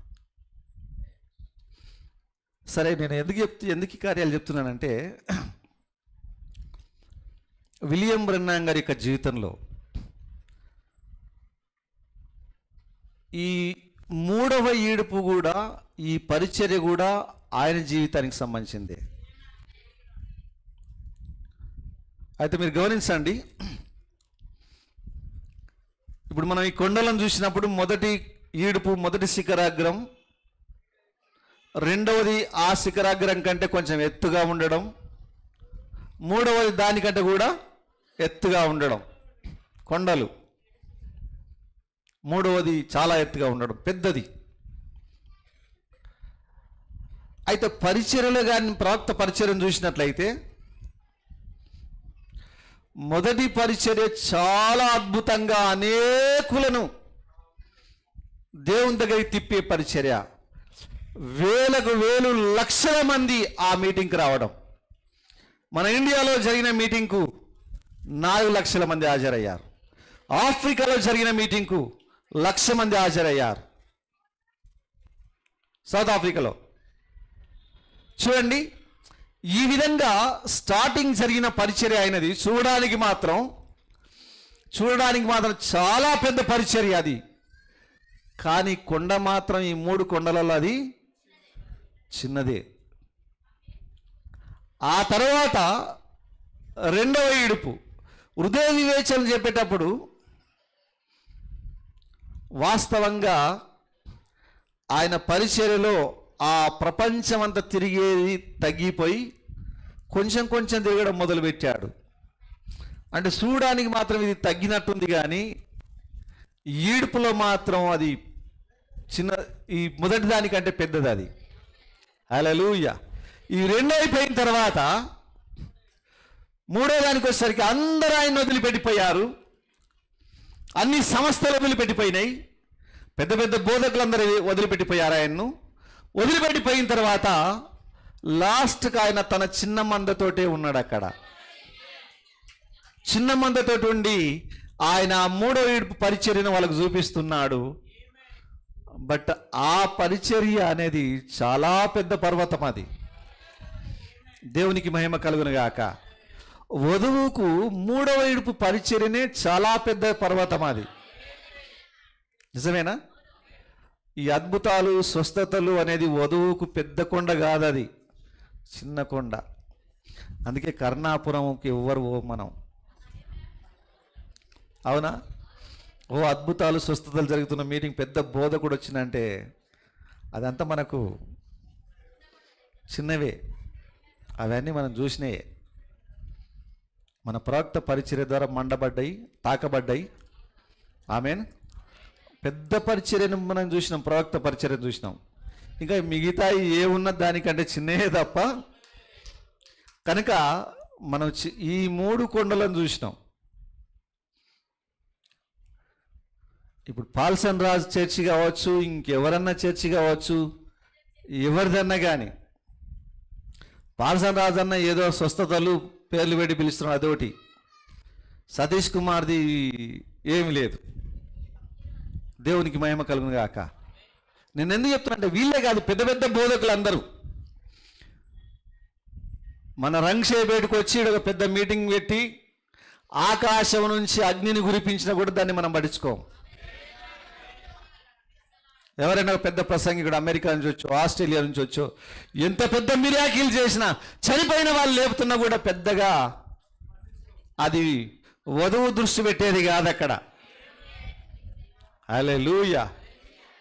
ఆ పేర్లు పెట్టి పిలుస్తున్నారట. మరియాని కడుపు నొప్పి, మార్తానికి మోకాళ్ళ నొప్పి. ఇవి కూడా మనకు చిన్నయే. హల్లెలూయా. అయితే మనం చూడాల్సింది ఒకటి ఉంది. మనం మనం ఈ 2 కొండల చేత పట్టబడలేదు, జస్ట్ మనం వెంబడించుకుంటూ వెళ్ళిపోయినాం. ప్రవక్త దేవుడు చెప్పింది ఏంటంటే, ఈ మొదటిసారి నువ్వు లాగినప్పుడు చేపలు ఆకర్షింపబడతాయి. ఓన్లీ ఆకర్షణ మాత్రమే, అది స్వస్థతలు అద్భుతాలు మొదటి ఈడుపు ఆకర్షణ మాత్రమే, కానీ ఇంకా నీవు పట్టబడలేదు అక్కడ. రెండవ ఈడుపు హృదయ రాశాలు చెప్పినప్పుడు కూడా అది కూడా ఒక ఆకర్షణ తప్ప నీవు పట్టబడలేదు అక్కడ. నీవు 3వ ఈడుపు ద్వారా చిన్న చేపలను పట్టుకుంటావన్నాడు ఆయన. ఆ 3వ ఈడుపు ద్వారా పట్టబడమే అది గ్రేట్ మినిస్ట్రీ, అది చాలా గొప్ప పరిచర్య. అది అయితే అది మనకు అర్థం కాదు. అది వధువుకు అర్థమైనప్పుడు అది అంత గొప్ప పరిచర్య అనిపిస్తుంది. అది అయితే కొద్ది మందే దాన్ని పట్టుకుంటారు, బట్ అది చాలా గ్రేట్ మినిస్ట్రీ. అది దేవునికి మహిమ కలుగును గాక. జూనియర్ జాక్సన్ కళ దగ్గర ప్రవక్త చెప్పేది అదే. మీరందరూ ఇక్కడే దీన్ని చూసుకుంటూ ఉండండి అంటే వాళ్ళందరూ ఆయన చూసుకుంటూ ఉండమని చెప్పి వెళ్ళిపోయాడు. చాలామంది అటు ఇటు వెళ్ళిపోయారు. వెరీ ఫ్యూ, చాలా కొద్ది మంది అక్కడ చూసుకుంటూ ఉన్నారు. ఆ కొద్ది మందికే ఆయన తీసుకొచ్చిన భావం అక్కడ అర్థమవుతుంది. ఆ కొద్ది మంది చూసిన పరిచర్యనే చాలా గ్రేట్ మినిస్ట్రీ. అది థర్డ్ పూల్ మినిస్ట్రీ. అది దేవుని నామానికి మహిమ కలుగును గాక. అది ప్రవక్త యొక్క జీవితంలో జరిగిన మినిస్ట్రీ. దాన్ని చూడడానికి దేవుడు మనల్ని ఏర్పరచుకున్నాడు. ఈరోజు చిన్న చిన్న మనం చెట్ల కింద, రేకుల కింద, టెంట్ల కింద మనం కూర్చున్నా మనకు పెద్ద పెద్ద చర్చిలు లేకపోవచ్చు, కోట్లు పెట్టి చర్చిలు కట్టకపోవచ్చు, కానీ ద గ్రేట్ మినిస్ట్రీ అనేది మన మధ్యలో ప్రత్యక్షపరచబడతాం. ఆ యొక్క వర్డ్ అనేది, ఆ యొక్క వాక్యం అనేది, ఆ యొక్క పుల్ అనేది అది మనకు దేవుడు ఇచ్చుకుంటూ వచ్చాడు. సోదరి సోదరులారా, ఈ మధ్యాహ్న కాల సమయంలో నివేదో అద్భుతాల కొరకు, స్వస్థతల కొరకు కాదు. అందుకే ఈవెన్ మన బిలీవర్స్ మెసేజ్ అర్థమైన వాళ్ళు ఎన్నడూ కరుణాపురం పోరు, ఇంకో మీటింగ్కి వెళ్ళరు, ఏ సంఘశాఖల చర్చికి వెళ్ళరు, ఓ గొప్ప మినిస్టర్ వచ్చిన పోరు, వాళ్ళని పిలిపించి ప్రార్థన కూడా చేయించుకోరు. వాళ్ళు వచ్చి అమ్మ మీ కొరకు ప్రార్థన చేస్తామంటే నీ కొరకే మేము చేస్తాం అయ్యా అంటారు వీళ్ళు. నీవే చీకట్లో ఉన్నావు, నువ్వు వెలుగులోకి రావాలని ప్రార్థన చేస్తామంటారు. గ్రహింపు లేని వాళ్ళు అయితే అయ్యా వచ్చి చేసిపోండి. సంఘశాఖలతోటి అయితే గ్రహింపు కలిగిన వాళ్ళు, వర్తమాన గ్రహింపు కలిగిన వాళ్ళు ఎవరైనా కానీ ఎక్కడికి వెళ్ళరు, అసలు ఏ సంఘశాఖల్లోకి వెళ్ళరు. అవన్నీ గొప్పవన్నీ కానీ ఆడ డబ్బన్న వంచని, బియ్యం అన్న ఇయ్యని, బోర్లు అన్న ఇయ్యని, 10 ఎకరాల పొలం కొనిస్తానే కూడా బోర్ అక్కడికి వాళ్ళు. అక్కడ ఏం లేదయ్యా, 10 ఎకరాల పొలం కొనిస్తే అది అక్కడే ఉంటుంది, కానీ నేను ఇక్కడ దీన్ని వదిలిపెట్టిపోయే కాలం ఒకటి ఉంది. నువ్వు 10 ఎకరాలు చూపిస్తున్నావు, కానీ నా దేవుడి వర్తమానం ద్వారా ఈ భూలోకాన్ని నాకు వాగ్దానం చేశాడు.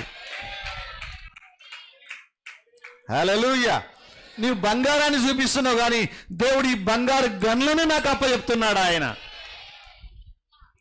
లాస్ట్కి నీవేమంటావు తెలుసా? బంగారు గన్లని నేను చేస్తానయ్యా, బంగారు గన్లని నేను చేస్తా, వజ్రాలు చేస్తా నేను అంటే కిందికి మీదికి చూస్తాడు. అయితే ఆ బంగారు గన్లను, వజ్రాలను చేసిన అదే పవర్ ఈరోజు వధువులో దేవుడు పెట్టాలనుకుంటున్నాడు. అది ఆల్రెడీ విలియం బ్రన్నాం గారిలో పెట్టాడు ఆయన. ద క్రియేటింగ్ పవర్, సృష్టించే శక్తిని దేవుడు విలియం బ్రన్నాం గారిలో పెట్టాడు. అయితే ఆ విషయం విలియం బ్రన్నాం గారికి తెలియదు. అది అయితే దేవుడే వచ్చేసి నీకేం కావాలంటే, ఉడతలు కావాలంటే నీవే పలుక అన్నాడు ఆయన. పలికేది ఇప్పుడు నేను కాదు, ఇది నా కాలం కాదు, ఇది నేనుగా చేసేది, ఇక్కడ నువ్వే చేయాలి, ఇది నీ కాలం అని చెప్పేసి అంటున్నాడు ఆయన. ఇది వధువు కాలం, బ్రైడ్ ఏజ్ ఇది. హల్లెలూయా. నీవు పలకాలి. ఇప్పుడు నీకేం కావాలంటే ఆ విధమైన శక్తి చేత నీవు నింపబడ్డావు. నిజమేనా?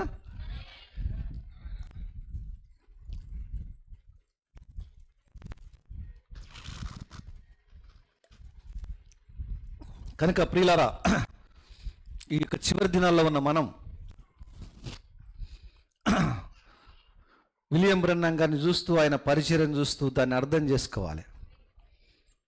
ఆ థర్డ్ పుల్ మినిస్ట్రీ బ్రన్నాం గారు చేశాడు. బట్ ఆ థర్డ్ పుల్ మినిస్ట్రీ అనేది అపవాదికి అర్థం కాలే. బ్రన్నాం గారు కనబడ్డాడు, బ్రన్నాం గారి బైబిల్ కనబడ్డది, వానికి బ్రన్నాం గారి కారు కనబడ్డది, హల్లెలూయా, బ్రన్నాం గారు తినబడేది కనబడ్డది, బ్రన్నాం గారు ఎక్కడికి వెళ్ళినా కనబడ్డది. కానీ ఆయన చేసిన పరిచర్య వానికి అర్థం కాలే. అంత వాడు పిచ్చోడు అయిపోయాడు. ఎవరు? సాతాను. వాని మైండ్ అంతా కూడా ఏమో అయింది. ఏం మాట్లాడుతున్నారబ్బా ఈ వర్తమాన విశ్వాసులు, ఏ భావంతో మాట్లాడుతున్నారు, ఏం మాట్లాడుతున్నారు, ఏం చెప్తలేరు. 7వ ముద్ర కూడా వీళ్ళందరికంటే ఎక్కువసార్లు నేను చదివినా నాకు అర్థం అవుతలేదు అంటాడు వాడు. నిజమేనా? ప్రపంచంలో ఏ వర్తమాన పాస్టర్ చదవనని సార్లు వాడు చదివిండు. ఎవరు? సాతానుడు. మనకేం అర్థం కాలే. విలియం బ్రన్నాం గారి పరిచర్యనే అపవాదికి అర్థం కాలే, దూతలకు అర్థం కాలే. అది హల్లెలూయా. దాన్ని వధువు అర్థం చేసుకోవాలి. దాని కొరకే దేవుడు మనల్ని ఏర్పరచుకున్నాడు ఈరోజు. కనుక నా ప్రియ సోదరి సోదరులరా, దాన్ని అర్థం చేసుకోవడానికి మనకు పరిశుద్ధాత్మ సహాయం మనకు కావాలి. లేఖనాలపైన మనం దృష్టి పెట్టాలి. ఇది చివరి దినాలు అయ్యా, అంతం యొక్క సూచన ఇదేనా? నీవు ముగింపులో ఉన్నవా? ఈ 7వ కొండ తర్వాత ఇక ఏ కాలం యొక్క ముగింపేనా? ఇక అవతల ఏమి లేదా? లేదు, నిత్యత్వం. ముగింపులో ఉన్నాం మనం. ఈరోజు మనల్ని మనం కాపాడుకోవాలి. ఈరోజు మనం దేవునితో వ్యక్తిగతంగా మనం నడవాలి. మన సహోదరులను పట్టుకొని రావాలి మనం వర్తమానంలోకి. రాహాబా రోజు ఎరికో గోడలు కూలిపోబోతున్నాయి. ఎరికో అంటే ఈ లోకం. ఎరికో అంటే లోకం. ఎరికో గోడలు కూలిపోబోతున్నాయి, ఎరికో పట్టణం నాశనం కాబోతుంది అని గ్రహించి ఆమె ఏం చేసిందంటే, తన యొక్క ఈ కుటుంబం రక్షణ కొరకు ఆమె ప్రణాళిక రచించింది. ఆమె దేవునికి మహిమ కలుగును గాక. ఆ రాహాబు ఎవరో కాదు కానీ ఈరోజు రాహాబు మనకు సాదృశ్యం. రాహాబు ఎవరు? వేశ్య. వేశ్యావృత్తిలో ఉన్నదామె. మనం కూడా ఒకప్పుడు సంఘశాఖల్లో ఉండి, సంఘశాఖలన్నీ వేశ్య పిల్లలు అందులో ఉన్నాం. ఆ ముగింపు అంతం యొక్క సూచన ఆమె చూసిన తర్వాత, ఎరికో యొక్క అంతం ప్రారంభమైంది, ఎరికో పట్టణం నాశనం కాబోతుంది. అయ్యా, అంతం యొక్క సూచన ఇదేనా అని ఎప్పుడైతే ఆమె చూసిందో, ఆమె బిజినెస్ అంతా ఆపేసింది. హల్లెలూయా. ఏం బిజినెస్ అది? వేశ్య బిజినెస్. డబ్బుల కొరకు ప్రయాసపడేది ఆపేసింది ఆమె. మనం చెప్పొచ్చు ఇట్లా, ఇక ఆమె మొబైల్ ఫోన్ను ఎక్కువ వాడడం ఆపేసింది ఆమె. మొబైల్ ఫోన్ను కేవలం ఫోన్లు చేయడానికి, వాళ్ళ కుటుంబ సభ్యులకు చేయడానికే వాడుకునేది. చెప్పొచ్చు అట్లా మనం. ఒకవేళ ఈ మొబైలే ఆమెతోటి అప్పుడు ఉంటే ఆమె అదే చేసేది. ఆమెకు ఎవరెవరితోటి కాంటాక్ట్లు ఉండేవో ఆ నెంబర్లన్నీ ఆమె మొబైల్ ఫోన్లోంచి డిలీట్ చేసేది. నిజమేనా? ఆమెకు తెలిసిన నెంబర్లు వస్తేనే ఎత్తేది, వేరే నెంబర్ ఏది వచ్చినా రిజెక్ట్ కొట్టేసేది. ఎందుకంటే లోకం నాశనం కాబోతుంది, దాంతోపాటు నేను నాశనం కాకూడదు, నేను నా కుటుంబం రక్షింపబడాలి. దేవునికి మహిమ కలుగును గాక. ఆమె ఎంత సహనంతో కుటుంబాన్ని కాపాడుకోవాలనుకున్న చూసారా? చివరి దినాలు కుటుంబం కొరకు ప్రార్థన చేసి, ఆమెన్, ఆమె ఫేస్బుక్లు, ట్విట్టర్లు, ఇంకా ఏమన్నా ఉంటే అవన్నీ క్లోజ్ చేసుకున్నది ఆమె. ఆ చెత్తా చెదారంతో నాకు పని లేదు, నేను రక్షణ పొందే టైం ఇది, నేను రక్షింపబడే కాలం ఇది అని ఆమె గ్రహించి అన్నీ బంద్ చేసుకొని ఆమె ఆత్మలను రక్షించే పనిలో పడ్డది. ఇప్పుడు ఇంతకుముందు ఏమో ఆత్మలను పాడు చేసే పనిలో ఉన్నది. నిజమేనా?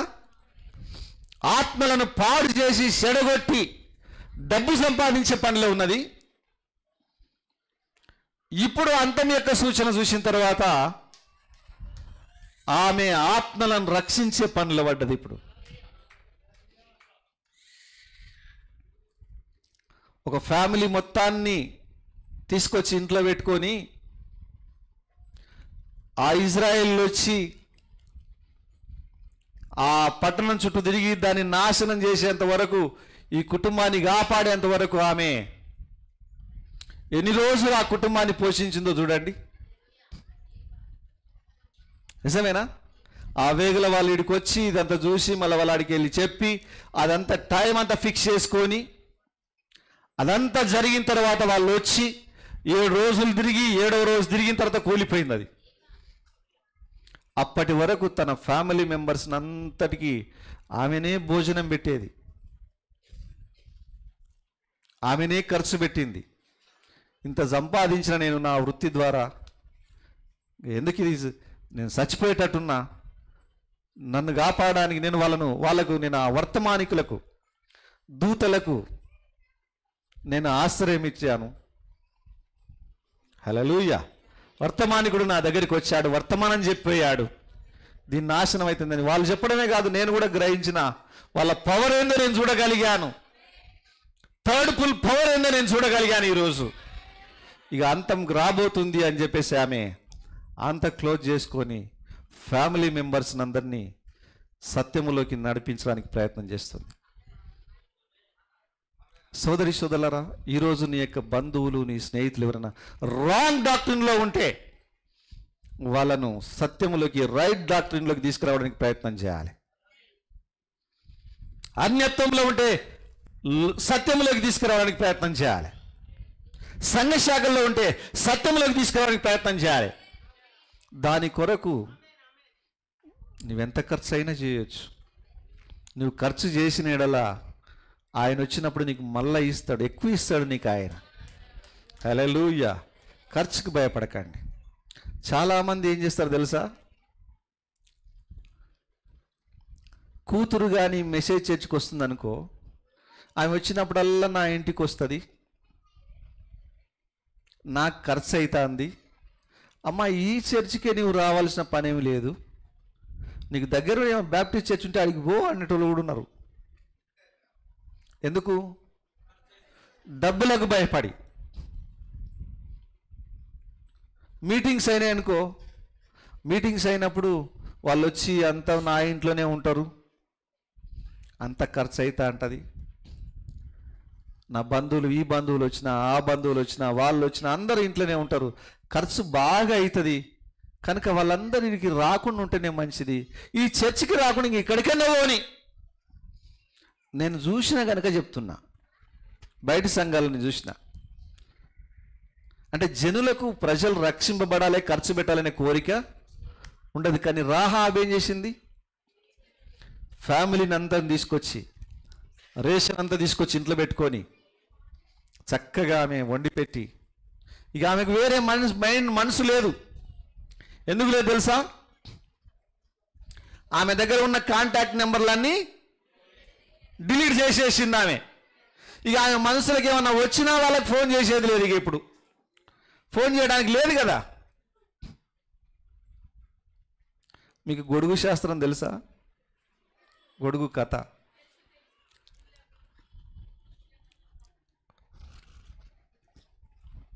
ఒక ముసలాయన ఇల్లు అమ్మిన సంగతి. ఒక ముసలాయన కొందరికి ఇల్లు అమ్మిండట, వేరే వాళ్ళకు. 3 రూముల ఇల్లు పెద్దది అమ్మి వాళ్ళతోటి ఒక అగ్రిమెంట్ చేసుకున్నాడట, ఇల్లంతా నీకు అమ్ముతున్నా కానీ ఆ లోపటి గదిలో ఇక్కడ ఒక మేకుని చూసినరా, కర్ర మేకు పెట్టినా, ఈ స్థలం మాత్రం నీకు అమ్ముతలేనని రాసి పెట్టిండు. ఇల్లంతా అమ్ముతున్నా, ఓకే, ఇదొక్కటి మాత్రం నీకు అమ్మట్లేదు అని అగ్రిమెంట్ రాసుకున్నాడు ఆయన 10 మందిని పిలిచి. ఆయన ఎందుకు రాసుకుంటాడో ఓనర్కి కొన్న ఆయనకు అర్థం కాలే, వచ్చిన పెద్ద మనుషులకు అర్థం కాలే. ఓకే, అంత అయిపోయింది, ఆయన ఇల్లు ఖాళీ చేసిపోయాడు. ఒకరోజు మధ్యరాత్రి వచ్చాడు ముసలాయన, వర్షాకాలం ఏదో వచ్చిండు, ఎండకు వర్షానికి వచ్చిండు, మధ్యరాత్రి వచ్చిండు, వచ్చి తలుపు కొట్టిండు ఆ ఇల్లును. తలుపు కొడితే ఓనర్ లేచి ఎవరో వచ్చిండ్రు అని చెప్పేసి తలుపు తీసేసరికి ఆయన ఏమనకుండా చక్కగా లోపలికి వెళ్ళిపోయి ఆయన గొడుగాడ తగిలిచ్చి వెళ్ళిపోతున్నాడు.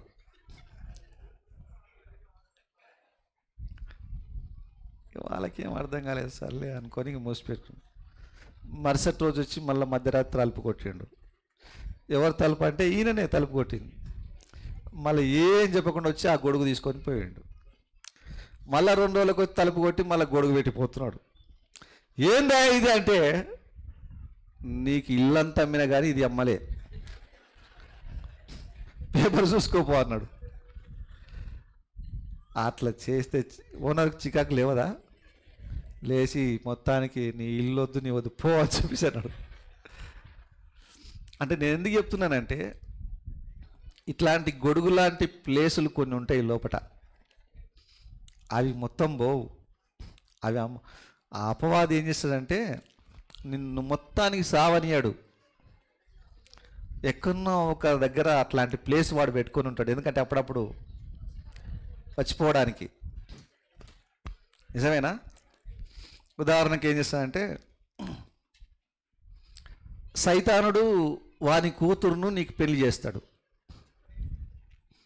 సైతానుడు వాని కూతురును దేవుని కుమారుడైన నీకు పెళ్లి చేస్తాడు, నీకు ఇచ్చి పెళ్లి చేస్తాడు. ఎందుకు తెలుసా? కూతుర్ని ఇచ్చి పెళ్లి చేసినాక వాడిని నిలగొట్టట్లేదు. ఇప్పుడు మనం మావ నిలగొడతారా ఎవరన్నా? ఇంటికి వచ్చిన మావ నిలగొడతారా ఎవరన్నా? ఇక ఆయన వచ్చినప్పుడల్లా మనం మర్యాదగా చూసుకోవాలి. మన పిల్లలను తీసుకొని పోయి అక్కడక్కడ తిప్పుకొస్తాడు, అత్తమామలు వచ్చి తీసుకుపోయి చెవులు కుట్టిస్తారు. ఇవన్నీ నేను ఎందుకు చెప్తున్నానంటే, సంపూర్ణంగా మనం జావం, ఎంతో కొంత అంటి పెట్టుకుని అంటాం. అవన్నీ కట్ అయిపోవాలి ఈ చివరి దినాల్లో. దేవునికి మహిమ కలుగును గాక. నేను ఈ ఫోన్ కాంటాక్ట్ నెంబర్లు, ఫేస్బుక్లు, ఇన్స్టాగ్రాములు, చాటింగ్లు ఇవి చెప్తుంటే చూసారా, ఇవి నేను ఎందుకు చెప్తున్నానంటే, నీకు నీ పాత స్నేహితులతోటి ఉన్న ఆ సంబంధాలు, ఆ కాంటాక్ట్ నెంబర్లు కానీ ఉంటే, స్నేహితురాలు ఎవరైనా కానీ అవి కానీ ఉంటే, నీకు ఎప్పుడన్నా ఆలోచన వచ్చినప్పుడు నీవే ఫోన్ చేస్తావు. అయితే నా నెంబరే డిలీట్ అయిందనుకో నీ దాంట్లోంచి, అప్పుడు నీకు ఆలోచన వచ్చినా ఏం చేస్తావు? ఎక్కడ దొరుకుతాయి నెంబర్? ఇక నీవు ఆ విధంగా చేసి చూడు, నీ జీవితంలో ఏం జరుగుతుందో. దేవుని నామానికి మహిమ కలుగును గాక. వాటన్నిటిలోంచి నీవు విడుదల పొందుతావు.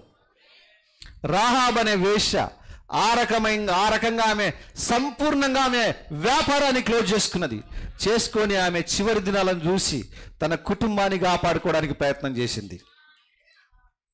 ఈరోజు ఈ మధ్యాహ్న కాల సమయంలో నా ప్రియ సోదరి సోదరులారా, ఇది అయ్యలారా అంతం యొక్క సూచన ఇదేనా? నువ్వు పాపములోంచి నువ్వు విడుదల పొందితే పరిశుద్ధాత్మ నీలో నివసిస్తాడు. పరిశుద్ధాత్మ నీలో నివసిస్తే ఈ యొక్క అంత్యకాలం యొక్క ఈ పరిచర్య, ప్రవక్తకున్న పరిచర్యను దేవుడు నీకు బయలుపరుస్తాడు. అప్పుడు నీకు ర్యాప్చరింగ్ ఫెయిత్ వస్తుంది, ఎత్తబడే విశ్వాసం వస్తుంది నీకు. అప్పుడు నువ్వు ఎత్తబడే గుంపులో ఉండి నిత్యత్వంలోకి వెళ్ళిపోతావు. నీవు ఆఫ్టర్ మూడో విడుపు తర్వాత అవతల ఉన్నది నిత్యత్వం. అది ముగింపు. దాని తర్వాత వేరే పరిచర్య లేవిగా. ఆ థర్డ్ పుల్ మినిస్టర్ చాలా గొప్ప పరిచర్య. అది ఇన్విజిబుల్, అదృశ్యమైంది. అది ఎవరికి అర్థం కాని పరిచర్య దేవుడు మనకి ఇస్తున్నాడు. అది మనం ఎంత ధన్యులమో చూడండి పిల్లారా. కనుక అన్ని వదిలేసుకొని మనం వాక్యం పైన ఆత్మల రక్షణ పైన మనం దృష్టి పెడదాం. దేవుడు ఖచ్చితంగా నేను దీవిస్తాడు. దేవుడు ఈ మాటలను దీవించి ఆశీర్వదించును గాక.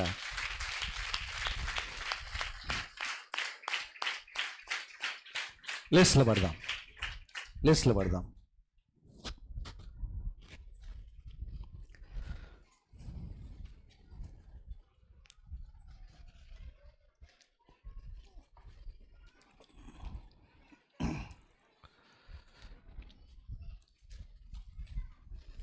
మనం లేస్లో పడి కళ్ళు మూసుకుందాం.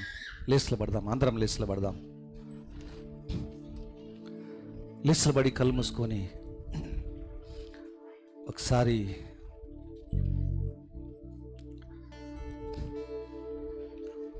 ఈ మధ్యాహ్న కాల సమయంలో దేవుడు నీ ఎడల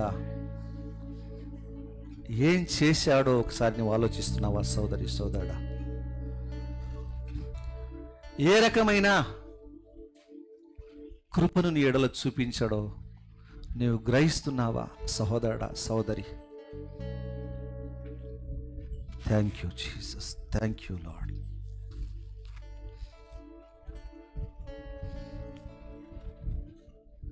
మనమందరం రేసులో పడి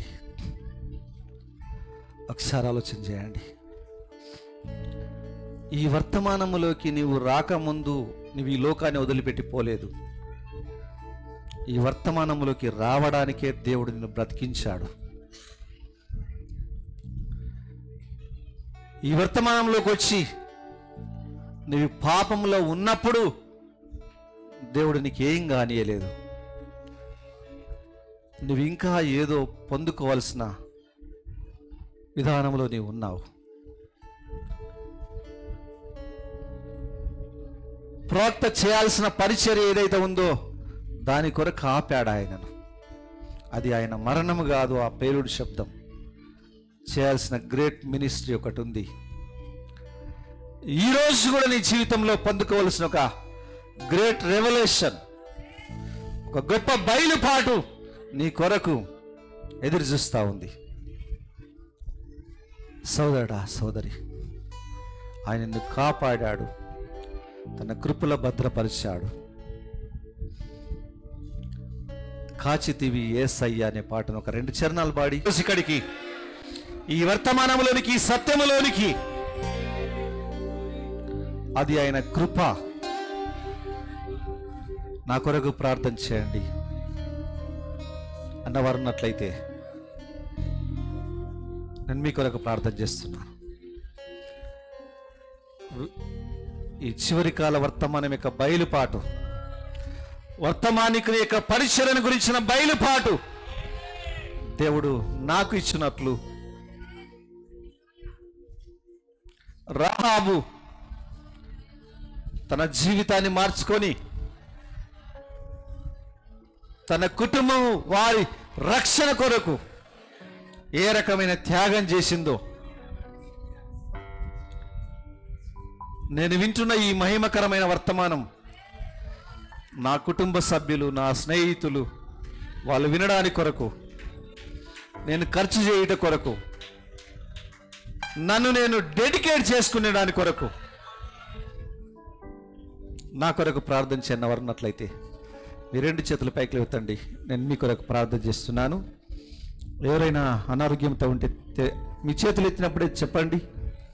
మీ చేతుల వెనకాల ఇంకెవరైనా ఉన్నట్లయితే వాళ్ళను జ్ఞాపకం చేసుకునండి. దేవుడు సహాయం చేయబోతున్నాడు. ఎవరైనా సమస్యలతో ఉంటే కూడా చెప్పండి. దేవుడు నీకు సహాయం చేయబోతున్నాడు. నేను ప్రార్థిస్తున్నాను. కృపగలిగిన మా తండ్రి, సర్వాధికారి, సర్వశక్తిమంతుడా, చూచుచున్న మా దేవానికి స్తోత్రం చెల్లిస్తున్నాం. తండ్రి, ఈ మధ్యాహ్న కాల సమయంలో నీ కృపను బట్టి, నీ ప్రణాళికను బట్టి, నీ ప్రేమను బట్టి నిన్ను స్తుతిస్తున్నాం. నిన్ను ఎరిగి ఉండాలని చెప్పావు. నీ శరీరాన్ని తినమని చెప్పావు.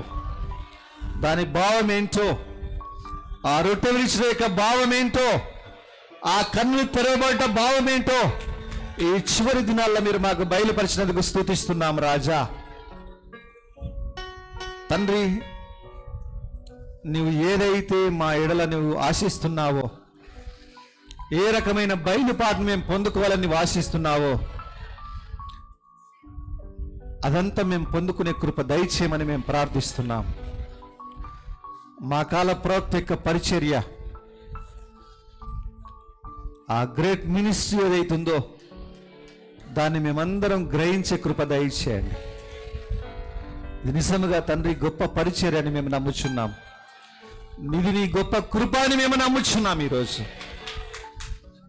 తండ్రి, ఆ బయలుపాటు పొందుకొని అంతం యొక్క సూచన ఇది అని, ఈ యొక్క మూడవ ఏడుపు ద్వారా తర్వాత ఇక ఏమీ లేదు అని, ఇంకో పరిచర్య లేదు అని మేము గ్రహించి దాన్ని పొందుకునే కృప దయచేయండి. మా ప్రవక్తతో మీరు చెప్పారు, నీ మూడవ లాగుడు ద్వారా నీవు ఆ చిన్న చేపలు పొందుకునేదవన్నావు రాజా. మేమందరం దాని చేత పట్టబడదము గాక, ఏ ఒక్కరు నశించడం నాకు ఇష్టం లేదన్నావు ప్రభా. మరి మాటలు మా అందరి హృదయంలో నూరంతలుగా ఫలింప చేయండి నాయన. మరి ప్రత్యేకముగా రాహాబు తన కుటుంబ రక్షణ కొరకు ఆమె కూడా అంతం యొక్క సూచనను ఆమె చూసింది. అంతం యొక్క ప్రభా మరి గడియను ఆమె గమనించింది. తన జీవితాన్ని మార్చుకొని కుటుంబ రక్షణ కొరకు ఆమె సాక్ష్యాన్ని కాపాడుకున్నది, కుటుంబాన్ని రక్షించుకున్నది. మేము కూడా ప్రభా మరి ఈ చివరి దినాల్లో మమ్మలను మేము రక్షించుకోవడం, మా సాక్ష్యాలను కాపాడుకోవడం, మా కుటుంబాలను, మా స్నేహితులను, మా బంధువులను మేము రక్షించుకునే కృప దయచేయండి. వారందరినీ వర్తమానంలోకి, సత్యములోకి నడిపించే కృప దయచేయండి. దయగలిగిన మా తండ్రి, పాపముతో ఉన్న సంబంధాలు, పాపులతో ఉన్న సంబంధాలు తండ్రి ఈరోజు మా జీవితంలో కట్ అవునట్లు సాయం చేయండి. ఈ మాటలు మా అందరి హృదయంలో నూరంతలుగా ఫలింప చేయండి నాయన. నీవు చేస్తావని మేము నమ్ముచున్నాము. మరి ముఖ్యంగా చేతులెత్తిన ప్రతి బిడ్డ యొక్క హస్తం వెనకాల ఏ అనారోగ్యం ఉందని పెరిగిన దేవుడవు ముట్టండి, స్వస్థపరచండి. నీవు స్వస్థపరచువాడవని మేము ఇంకా నమ్ముతున్నాం ప్రభువా.